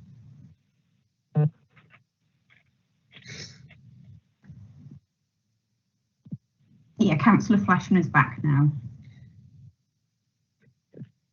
Councillor Flash. Yeah, sorry. That's all right. You carry on, Angela. Councillor Can you Flashman, hear me? can you hear me? Hello? Hello, yeah, Councillor Flashman, can you introduce yourself to the applicant, Mr. Cernian, please? Yeah, good morning. My name is Jim Flashman, Calibre from Dominican Somalian Division. Sorry about the loss of contact. That's all right, everybody is now present. That's lovely, thank you. Sharon, if you'd like to outline this one, please, for us. Thank you, Chair. This is a request for the grant of a Hackney Carriage vehicle licence, or it might be a change of vehicle on an existing Hackney Carriage plate, not completely sure, in respect of an electric Mercedes Vito vehicle in the Carrier taxi zone by Mr. Cyprian Cernian, owner of Chips Taxis. The vehicle is not a disabled accessible vehicle as required under the existing policy. The current Hackney Carriage and private hire vehicle specifications state disabled accessible vehicle requirements 9. Any application for the grant of a Hackney Carriage licence in respect of the Carrier taxi zone must be in respect of a disabled accessible vehicle. And the current Hackney Carriage vehicle conditions state wheelchair carrying facilities number 20. Any vehicle licence issued with a plate number of 61 and upwards in the Carrier zone must be in respect of a disabled accessible vehicle. The applicant has not bought the vehicle as yet, but has confirmed the vehicle is not disabled accessible as currently required under the council's existing policy. The applicant has contacted GM Coachworks Limited based in Newton Abbot to see if the Mercedes Vito could be converted to a disabled accessible vehicle. The response from the company is, unfortunately, we cannot convert this as our wheelchair front restraint fixtures would be located above the rear 2 batteries. I did send the email to Angela and I believe she circulated it to members this morning. Yeah. I also received an email of support from Councillor Mike Thomas regarding Mr. Cernian's application, and this was also forwarded via Angela to members this morning. At Appendix 1 of the report, page 4, is the current vehicle specifications, and at Appendix 2 of the report, page 16, is the Hackney Carriage conditions that is attached to all licences issued. You will note condition 24 on page 21 states any vehicle licence issued with plate number of 61 and upwards in the Carrier zone must be in respect of a disabled accessible vehicle. Thank you, Chair. Thank you, Sharon. Mark, you wish to come in there? Thank you, Chair. Yeah, can I just ask Sharon, presumably there are already 60 Hackney Carriage plates in Carrier? Yes, they're the saloon type vehicles. So 1 to 60 is saloon vehicles. Every other vehicle licence issued from 61 upwards has to be in respect of a disabled accessible vehicle. Okay, and in terms of the Carrier zone, that's limited, obviously, I mean, it's self-explanatory, but that's limited in terms of the number of Hackney carriages under the unmet demand survey? No, it isn't. This is the one where years ago, when it was Carrier District Council, they did restrict it temporarily. So the Carrier zone did operate a limit of Hackney carriage plates which were allocated to saloon vehicles only, and they were limited to 60 Hackney carriage plates at the time. But around 20 years ago, a request was made to license 2 disabled accessible vehicles, and as there was no Hackney carriage plates available because of the restriction to the 60, the committee of Carrier District Council made the decision to issue any application for the grant of a Hackney carriage vehicle to disabled accessible vehicles only. So that has come over from the previous Carriage District Council, and although it's not classed under the unmet demand because we do not carry an unmet demand in that area, the 1 to 60 is restricted to saloon plates only, and anything after 60 has to be applied to a disabled accessible vehicle. Thank you. So just as an example, if one of those 60 was to hand in their plate, yes, then that would be able to be for a saloon vehicle. But if number 61 or 62 wishes for a plate, that has to be disabled accessible. Yes, you're correct. Okay, thank you. Thank you, Chair. Thanks, Mark. That's very clear, actually. Thank you. Okay, so Mr. Cernian. Yes. Oh, right. What would you like to tell the committee about this vehicle? How you think it would be suitable without the disabled bit, when you've heard everything that's been said just now? The main problem is, I'll be very frank, Chairman. The problem is, in all these almost 4 years since I operate with my company in this area, I'll be very frank, I had one wheelchair job in all of them, which considered with a friend from somebody in the council. Any of the other things, I didn't have any other wheelchair jobs prior to this. But I am willing, the first things first, if the technology evolves next year, I don't have no problem changing again, putting my vehicle in, losing a bit of money, but putting a battery-operated electric vehicle on the rank with wheelchair. But the only problem is, the Vito, it's far more reliable as distance, far more reliable in Cornwall, and than any other electric wheelchair adapted vehicle. The range of the Vito, it's 245 miles, when a Hackney Carriage for London, which is not like Cornwall hills and going up and down all the time, it is 180 miles. So that reduces to about 160, 150 maximum in Cornwall, which is not very reliable with the charging point. Next thing of all, I'll be very frank, the Vito, it's much more high class, much more resilient. The warranty on the Vito, it's much more better as the vehicle providing the whole service of it. The battery can be replaced in the Vito if it's required. In a Hackney Carriage, I understood it can't. I went through the whole process for months. I am already about 4 months in the whole thing, checking all around the range and all the other bits. But the Vito came up as the best one, and the one that I'm willing to buy, it's even more lowered a bit in price than the actual Hackney 6-seater. It is a demo vehicle, of course, but it has everything on it, all the things, and it's a Mercedes, which says clearly the class that it can provide. I have now a Ford Pro Cab that I'm using as a wheelchair, vehicle. But I'll be very frank, the main thing of changing it is for our children to have a planet to live on. First things first, because the pollution is too high. I'm willing to spend the money, to lose money in order to make them have a planet to live on. And that's my legacy that I want to live. That's why I want to go forward to electric vehicle as soon as I can. And I found the right one to suit everybody's needs. Unfortunately, not for the wheelchair bit at the moment, because the technology has not evolved in the Hackney Carriage part very much. But that's what I'm prepared to offer. And my main motto of my company, if you can research anywhere, is quality over quantity. So that's why I went for a Mercedes. Okay. Thank you, Mr. Cernian. That's okay. Are you all right to take any questions now about the vehicle?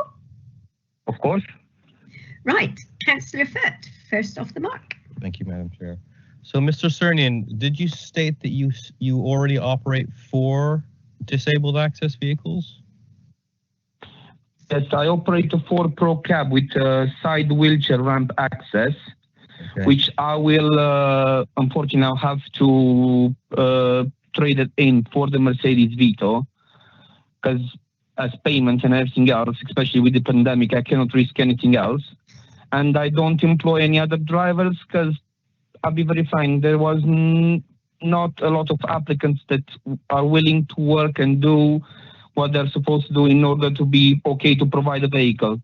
My company goes only for quality taxis, not something that is second-hand, only brand new, including the Mercedes. It's an ex-demo vehicle, which is with all the specs in its full option.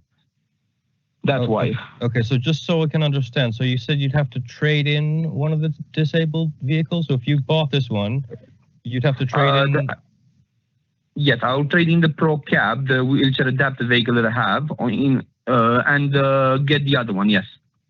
But would you still have a disabled vehicle in your fleet?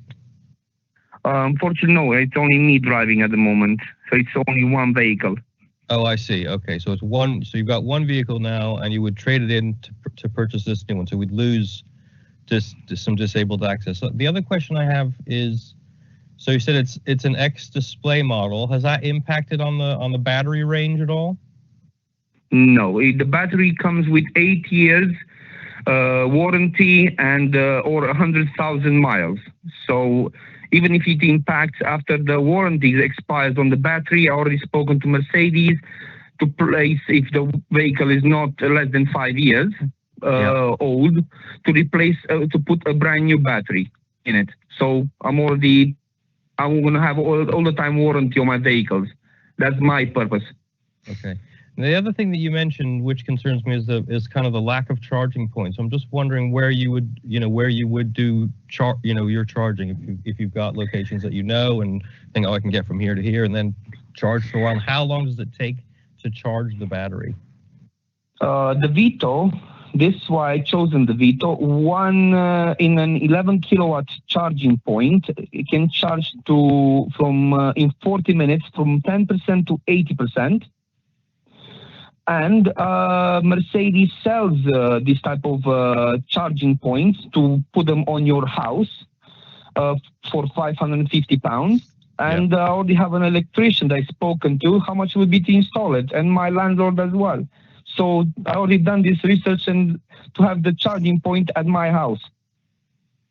Okay, I'm just wondering about other charging points out and about in the community. What they will be appearing. Yes, they will be appearing, councillor. I spoke to Genie Point, the one that deals with fast chargers. Yeah. And by the end of the summer, at the latest, we'll have 40, 3 and 50 kilowatt chargers, which will charge my Vito in about 30 minutes, full charge. Okay. So it will be everything in Cornwall here in Helston area. Okay. We have fast chargers in Camborne. We have in Red Roof fast chargers, so 43 and 50 kilowatts. So even if I do the school contracts that I do usually, I'm close to Red Roof. I can go to a charging point there and fill up the battery straight away. Okay, that's fine. Thank you, Chair. Okay, thank you. Councillor Biscoe. I wonder if I could just go back slightly and just clarify in my mind what the licensing officer advised us about the licensing situation above a certain number in Helston. I think she referred specifically to saloon cars. Is that right?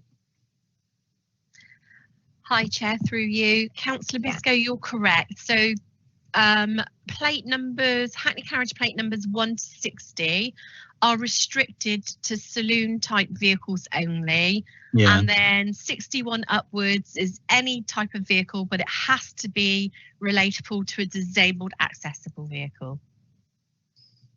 Right.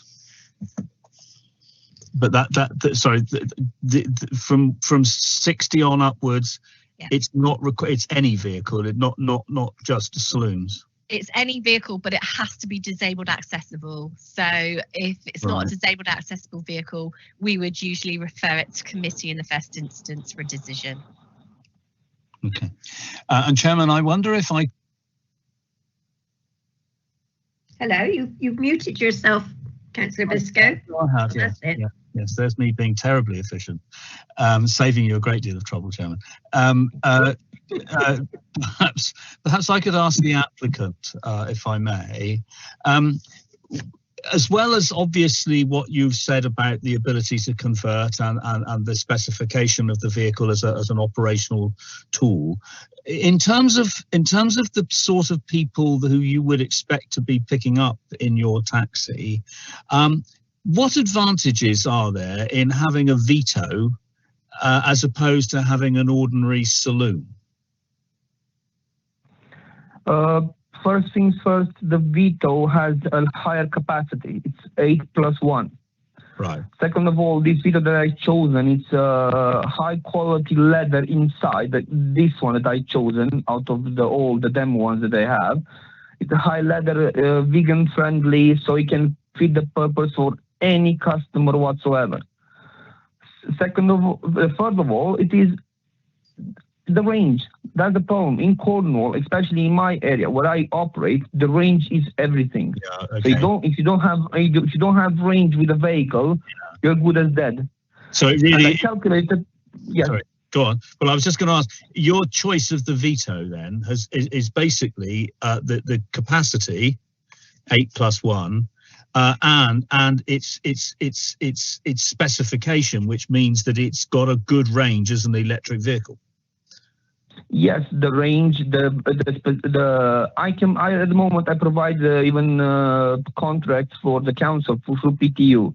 Yeah. Most of my contracts that I provide, it's 6 people or above. So basically, the Vito can actually go even for those contracts to provide them fully. I've done a research for the actual contract that I do now for the PTU. Yeah. The Vito with a full charge can do the contract for the whole week.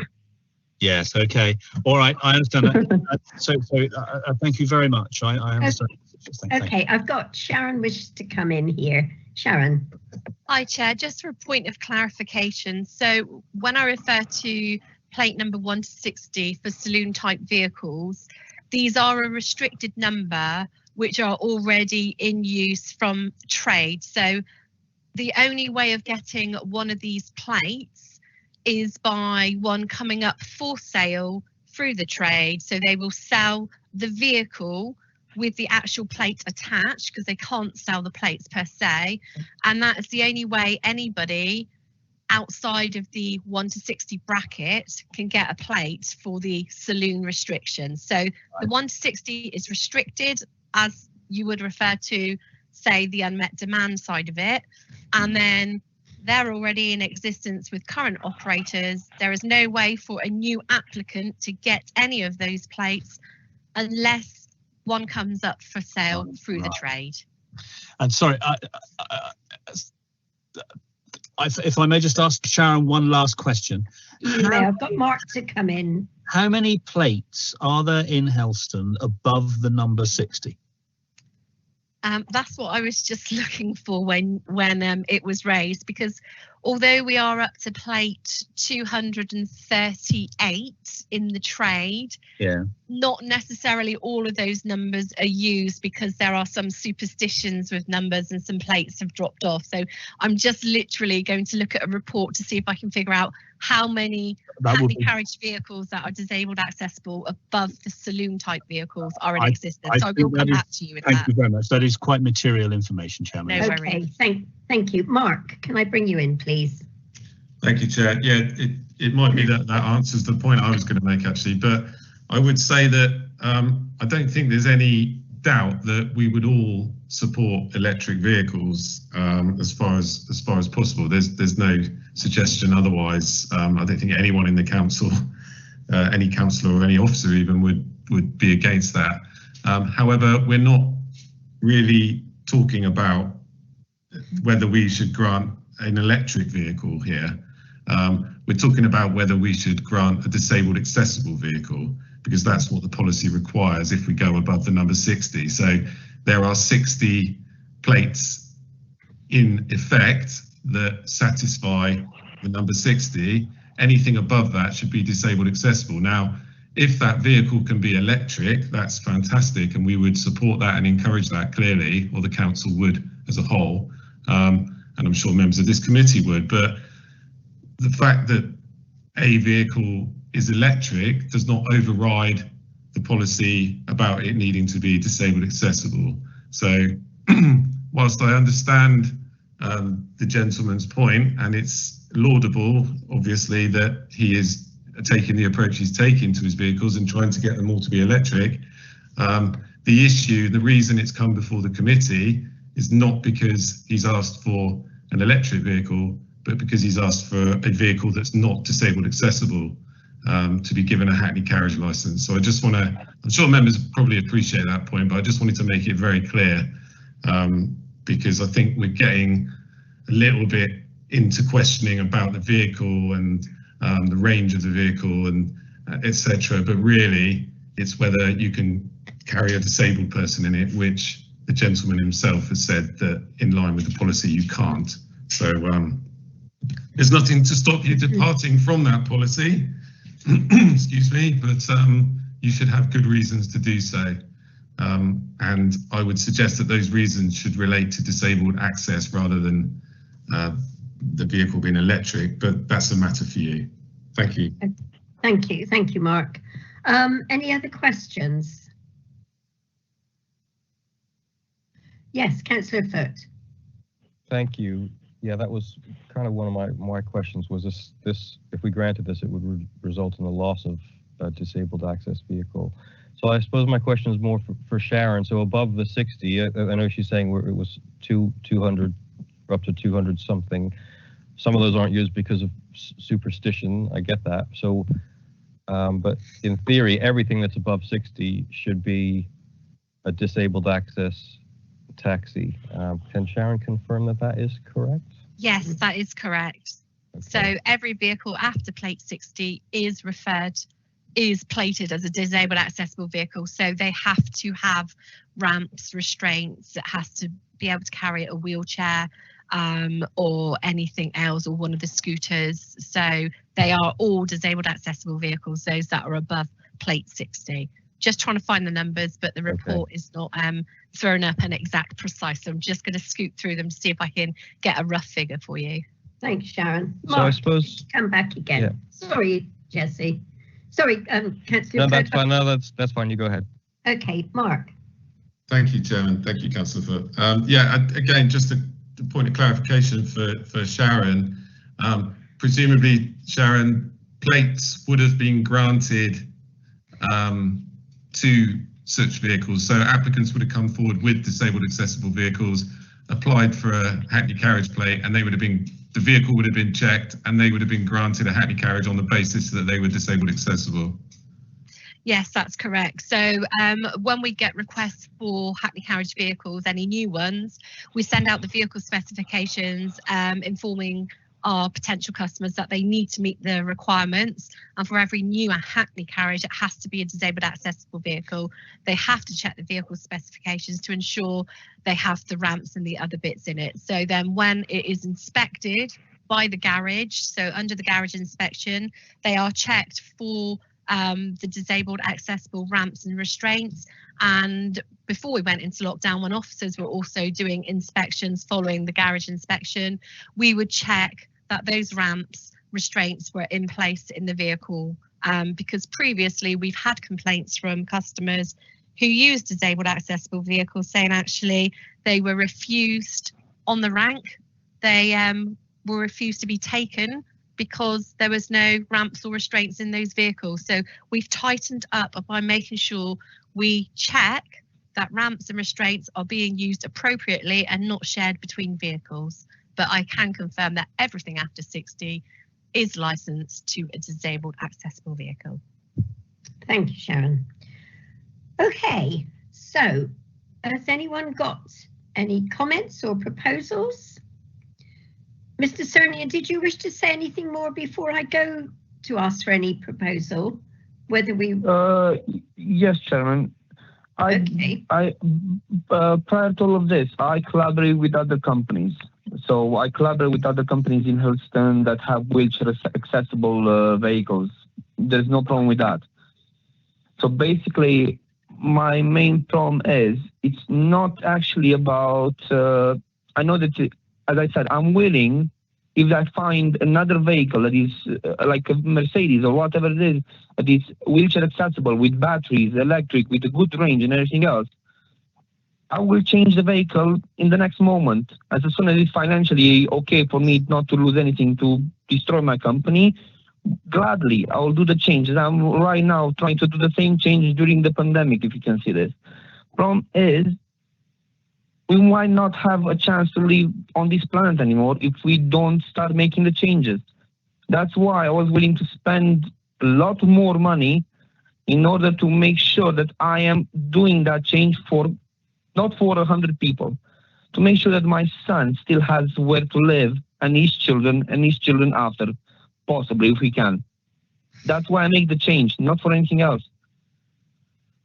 Yeah, but you do understand that all the vehicles that are brought in after number 60 have to be wheelchair accessible, even if you have an electric or an ordinary car? I understand, Chairman. Okay. The problem is, the main problem is the range of them. They're not very good at range. They're not, there is a 5-seater electric vehicle, which is a Nissan, if I remember correct. And the next one, it's an the London Taxi, which is a 6-seater and wheelchair, which are not very reliable in this area. That's the only problem. I just wanted to make sure that you were fully aware of the restrictions. 4 months of 4 months of research I did to actually make sure that what can I do? How can I make it possible to change to electric? And it wasn't easy. I can tell it is. Okay. Right. So what I'm going to do then, I've got Councillor Foote. Yes, thank you, Chair. So I suppose the only thing that I'm really concerned about is the provision of the disabled vehicles in the area there. And if we lose one, is that going to have a significant impact on that? You know, or do we have over provision of so that's kind of what I need reassurance with, because I think I would be inclined to depart from the policy and grant this as an exception, but I kind of need reassurance that you know, the provision there in the area wouldn't be massively impacted or impacted at all. You know, so kind of I want to know if we're over providing disabled access vehicles in that area, and perhaps the officer could confirm. Okay, Sharon. Thank you, Chair. I'm still trying to sort through the list, as you can imagine, 60 to 238 odd with blanks in. We haven't got a clear-cut list in place, so I'm still trying to look through it. We do have a lot of disabled accessible vehicles out there, but that is the requirement of the policy. So I don't really know what to add to that statement. No, I think that's a helpful comment, actually, and that kind of answers my question. So. Okay. I'm inclined to and would propose that we would depart from the policy and support this in the knowledge that we have lots of disabled vehicles. Have you worked out some good reasons why we depart from the policy? If I let you work that out a minute, Councillor Foote, I'm just going to bring Councillor Daw in a minute. Councillor Daw. Hello, Jim wanted a word, but all I want to say is I want to stick at 60. If we allow one, we'll open the floodgates like we've done once before, and it's been a nightmare. I don't really care whether it's electric or not electric. We got recommendations and we should stick to it. So I'm against Jessie Foote, and I'll put in a proposal to go against and to keep. Oh, Jim wants to come in. Can he carry on? No, my phone's. No. So you're putting in a counter proposal, Councillor Daw? Yeah. I'd like to second that proposal, please, Madam Chairman. What, the proposal from Councillor Daw to refuse? Yeah, refuse the application on the condition that we have 60 and we've got strict rules. And if we do this one as an exception, we'll open the floodgates like we've done once before on an application. Okay. And word gets around and they say that we're inconsistent. We don't even keep to our own policy. And I don't want that again. So if the chap wants to go and find a disabled vehicle, he can. Or if one comes up, then it comes up. But we cannot dissuade from our own policy. I think we're just shooting ourselves in the foot. Okay, sorry. Thank you. I've got Councillor. Do you want to hear? Chairman, can I come in before? Yeah, okay, I think, yeah. Yeah, we're going to have to take the refusal first because that's been yes. I'm just, yeah. Councillor Biscoe's got something to say a minute, Angela. Sorry, love. Councillor Biscoe. Well, Chairman, I have some sympathy with what Sharon Dorr has said. I remember at least 2 examples of taxi operators from the Carriage area coming and asking exactly the same question. And we stuck to our guns on that occasion, or both those occasions. I think it was the same chap actually came twice, wasn't it?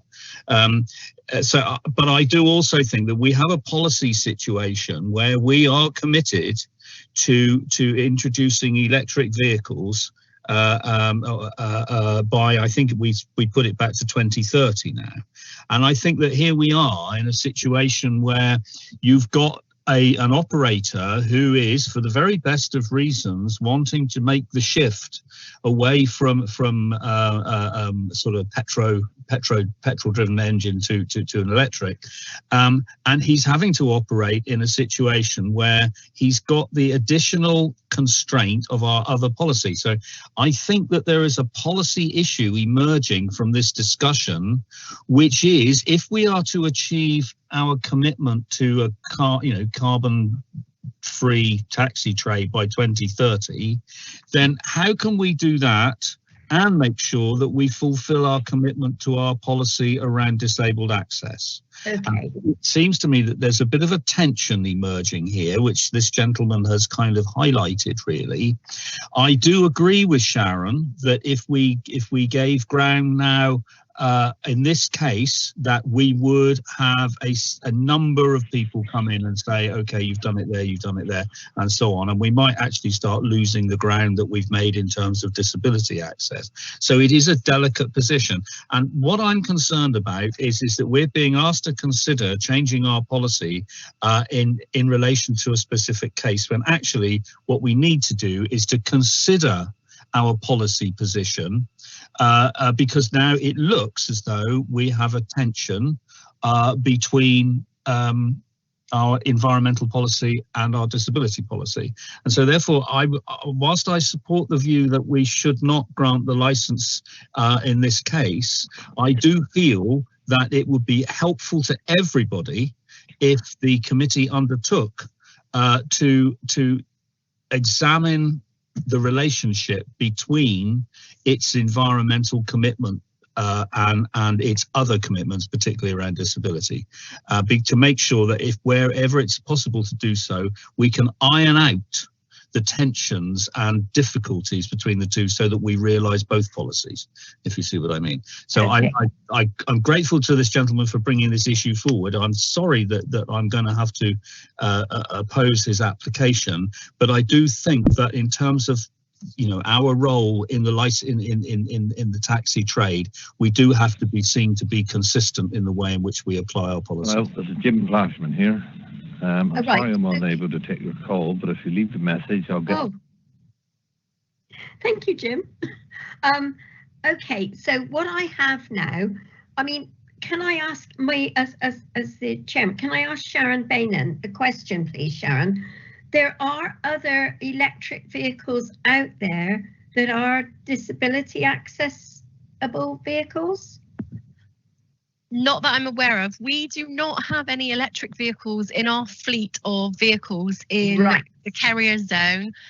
We did have an application for an electric vehicle by the same operator who was refused twice, but it was for one of the saloon type vehicles.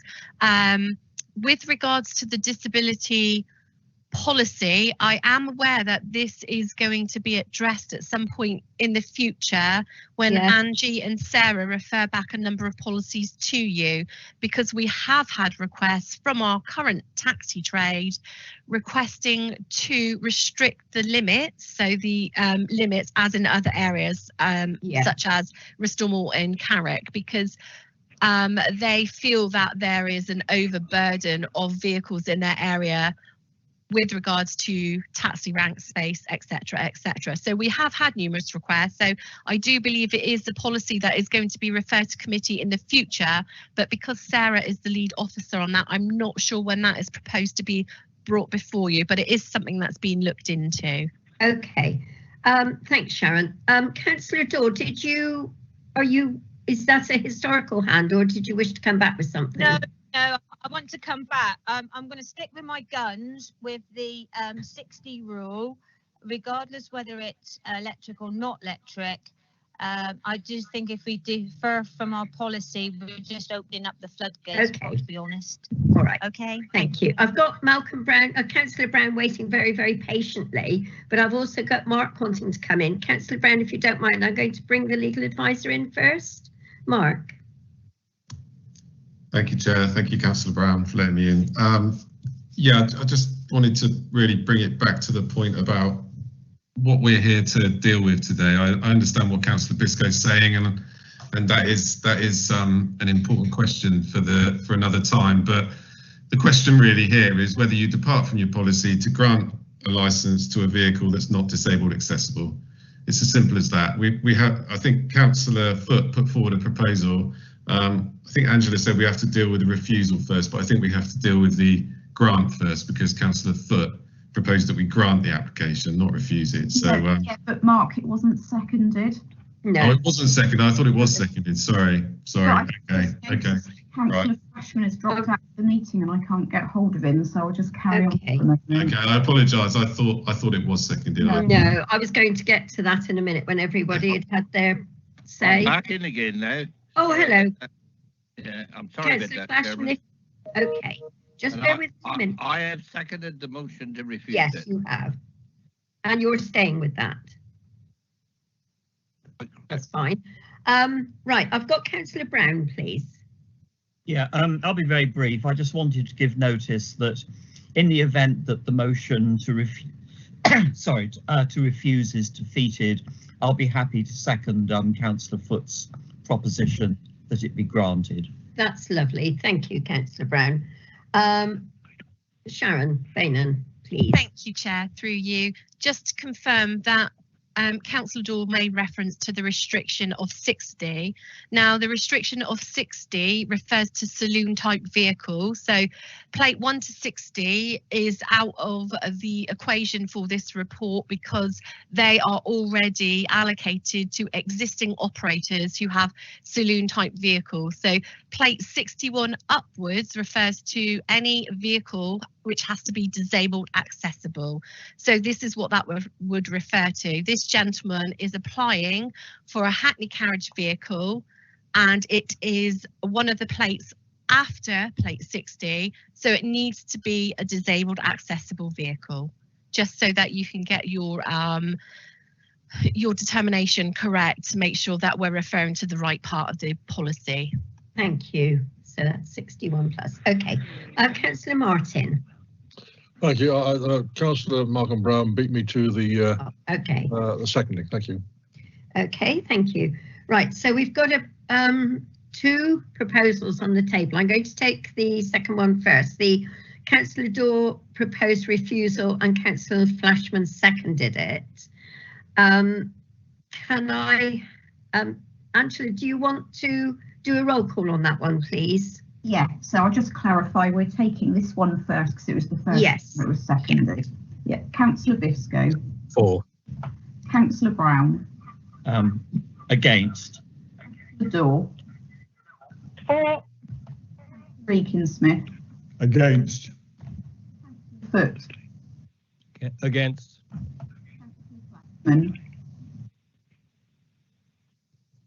For. Hayward. Against. Councillor Lennox Boyd. Against. Councillor Martin. Against. Councillor Pascoe. For. Councillor Thomas. Against. Name recorded. Minutes. Name recorded. Because it's going to open up the floodgates. Okay. The motion to refuse has failed by 4 votes in favour, 7 against and no abstentions. So Councillor Foote's put forward approval. Yeah, could can I have my name recorded, please? Yeah, I'll record that, thank you. Thank you. Councillor Okay. Brown seconded that. Yeah, so we better, that's the substantive motion, isn't it? Well, the other one failed, so then. Oh, right, sorry, yeah. my apologies. So we still go through this one, don't we? Yeah. Can I just clarify in terms sorry, of... Mark. They'll be mad. They'll be mad. Can I just say, Councillor Dorr, we can hear everything you're saying, Councillor Dorr. Councillor Dorr, we can hear everything you're saying there. Yeah, sorry about that. I just said the other taxi drivers will be mad. Okay, thank you. So in terms of the application be granted, which is the second proposal, so the depart from the policy on this specific occasion regarding specific application due to the nature of the vehicle as an electric vehicle, felt it was reasonable in the circumstances to depart from the council's policy requiring such vehicles to be disabled accessible. And I don't know if the councillors want to add anything. I'm not really sure. So you know, in hearing the numbers from Sharon that are already disabled accessible in the area, it sounds to me like we have over provision. We're definitely more than enough provision. So if we're talking from 60 up to 238, that's a significant number of vehicles that are licensed for disabled access. So I don't feel that departing from the policy would hinder that in any way. And also what you're talking about, the electric vehicles, so we're departing. So it is this policy problem that we're in the middle of, which Bert has mentioned, but we're also aiming, you know, in light of our declaration of climate emergency heading towards carbon neutral, I feel like it's moving in that direction too. I don't know if you could word that in a better way. Thank you. Councillor Atkins-Smythe, did you wish to come in? Switched on. Yes, yes, thank you, please, Chairman. I'm just going to ask really a question for Mark. In the course of his introduction to us, Mr. Miscellaneous said that he would be prepared when such electric vehicles did have disabled access to reconsider and change the vehicle for one of those at that point. I wonder whether anything like that could be, I don't know exactly conditioned, but written into our motion. Just a question. No, it's the application. The application is the application before you. So no, you couldn't. You have to deal with what's in front of you. I appreciate it hasn't bought the vehicle yet, but it would be difficult to make it a condition that in X months' time, because there might not. From what Mr. Cernian said, he's done a lot of research and there is no such vehicle available. So without contacting Mercedes, we wouldn't know when there would be such a vehicle. So it would be an unenforceable condition. So no. Yeah, thanks, Mark. I understand that. I just wonder whether it could therefore be referred to in the minutes somehow. If Angela could record it in the minutes that Mr. Cernian did make that offer somewhere, then we could always refer to that if, for example, a further application came in for Mr. Cernian for a very similar vehicle in X months' time, and you know, I'm sure that won't be the case, but you know, it's just a note of it in the minutes would be helpful, Angela. Yeah, thank you, Mark. Chairman, could I speak to Mark a minute, please? Thank you. Yes, please. Councillor Flashman, go ahead. Yes, Mark. Wouldn't this be an alteration in our policy? I think we need to. The policy would have to be altered, or else the floodgates will be open. No, the policy doesn't. The policy is in place, and you should follow the policy unless you have good reason to depart from it. That's the same with any council policy. So you should only depart from the policy provided you have good reason to do so. And although the proposal hasn't actually been voted on yet, the nature of the proposal is that in these specific circumstances, Councillor Foote considers it to be reasonable to depart from the policy. So in terms of the review of the policy, that's for another day if you wish to do that. But at this hearing, you can depart from the policy and grant the application, provided you have good reason to do so. And that's pretty much the same with any council policy. So you should generally follow it, but you can depart from it. Mark. Did you wish to come back, Councillor Flashman? Are you all right now? Thank you. Okay, right. So we have the proposal now on the table, proposed by Councillor Foote, seconded by Councillor Brown. That Mark, did you read out the proposal? Can you just yes, I remind us again, believe please? so. Sorry. Would you like me to read it out again? Yes, or? please. Yes, sorry. Okay. Just to Could you remind just give us. me a sec? Could you just give me a sec? Certainly.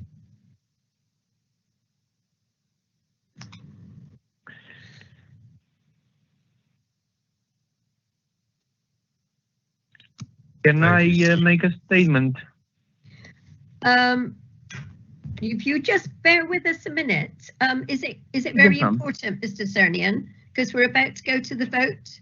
I'd say the applicant has Yeah, I wanted to point only one thing, if it's possible, ma'am. All right.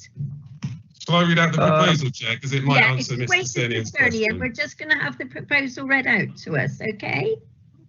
Yes, no worries, ma'am. If you just hold fire a minute, Mr. Cernian. Right, Mark, over to you. Okay, so the proposal is that the application be granted, and the reasons for granting it are that the committee considered it to be reasonable to depart from the council's policy on this specific occasion regarding this application due to the specific nature of the vehicle as an electric vehicle and the positive impact this would have on climate issues.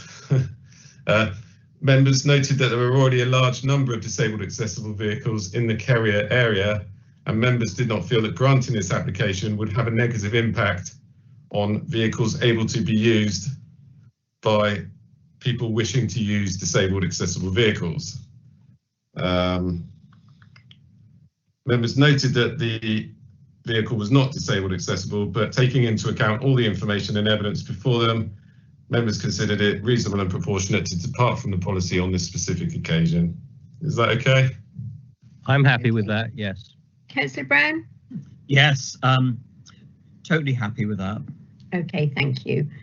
Right, I think what we'll do is this is in Mr. Cernian's favour. We will go to the vote and then he isn't going to persuade us any other way, is he? I think he's just going to make a statement. What do you think, Mark? Should we let him speak first or after? I think he's had his final right to say. I can't see what he would want to say that would impact. If the vote is lost, then we can go back to Mr. Cernian. Okay, all right. Right, so Angela, do you want to do the roll call, please? Yes, Chairman. Councillor Biscoe. Against. Councillor Brown. For. Councillor Dorr. Against, name recorded, please. Councillor Eakin-Smith. For. Foot. For. Councillor Flashman. Against and recorded. Hayward. For. Councillor Lennox Boyd. Against. Councillor Martin. For. Pascoe. Against. And Councillor Thomas. For. Oh.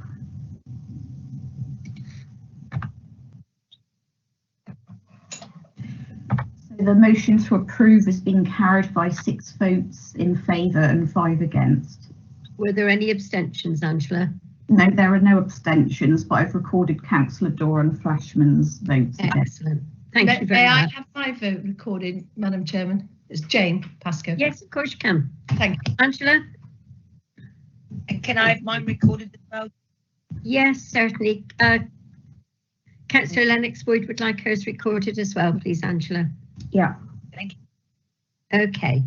Right, so Mr. Cernian, you have had your approval. Thank you, Thank Jess. you, Mum. Thank you. Okay, so yes, can I have a point in what I wanted to say, if you don't mind? Very briefly, because we're going to move on to other business in a minute. So yes, ma'am, it's very briefly.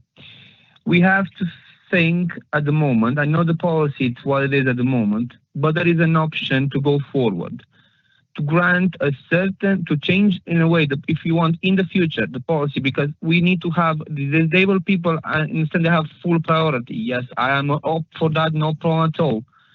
But my problem is that we still have where to live on.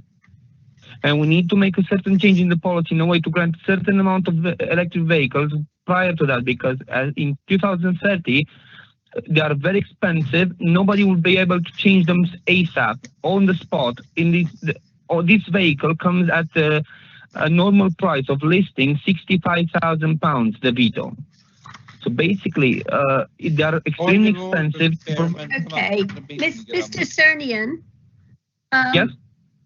It's lovely to hear from you again, but you have had rather a lot of time. We have granted this for you. So thank you very much, Mom.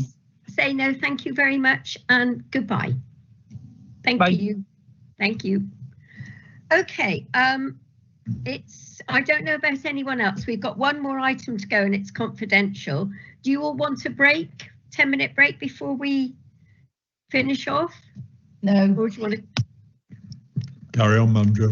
Carry on? Yeah, okay. carry on, Madam Chair. I'm just going to ring the applicant because obviously I wasn't sure when we'd be able to get her in. So I'll ring her now to get her into the lobby. All right. Thank you, Sharon. Okay, so we'll crack on. This is going to be, I've had no other business, have I, Angela? No. For this. So we're going to go into exclusion of press and public. Do we need to do that when the applicant is in or before? We can start it now, and then when it's done, I need to get the live stream operator to end the live stream. Okay. Right. I've got the text here if you want me to read it out. Oh, thank you. I can't find mine for a minute. So if you wouldn't mind, thank you. So it's moved that in accordance with the Local Government Act 1972 as amended, the press and public be excluded from the meeting during consideration of the following item of business on the grounds that it would likely to involve the disclosure of exempt information of the following description, namely information relating to any individual, and that the proceedings apart from the resolution shall remain confidential. I'll take a vote on that and get everybody to confirm they're alone. I'll propose that. Can I have a seconder, please? Jim, I'll second it. Councillor Martin. Oh, yeah. Okay, Councillor Martin. And can I have, Angela, do you want to do a roll call or a show of hands? Could I do a roll call so I can? Yes, certainly. But not having anybody else there. So, Councillor Biscoe, could you confirm if you're in agreement, and could you confirm that you're alone and nobody else can hear the proceedings?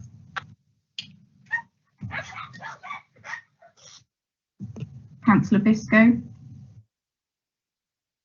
Is he there? A minute. Councillor Brown? Councillor Biscoe's here. Councillor Biscoe, Bosstown Ward.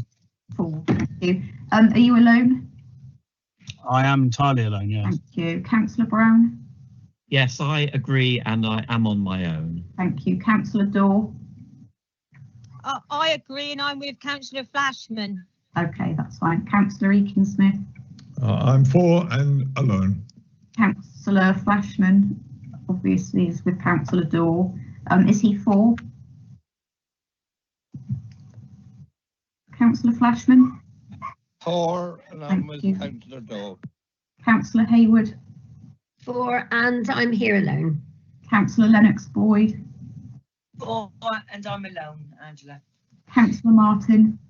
Yes, I'm for and I'm alone. Thank you. Councillor Pascoe? Yes, I'm for and I'm alone.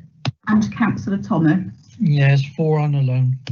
Okay, that's unanimous. I'll just get the live stream ended if you can bear with me. Thank you.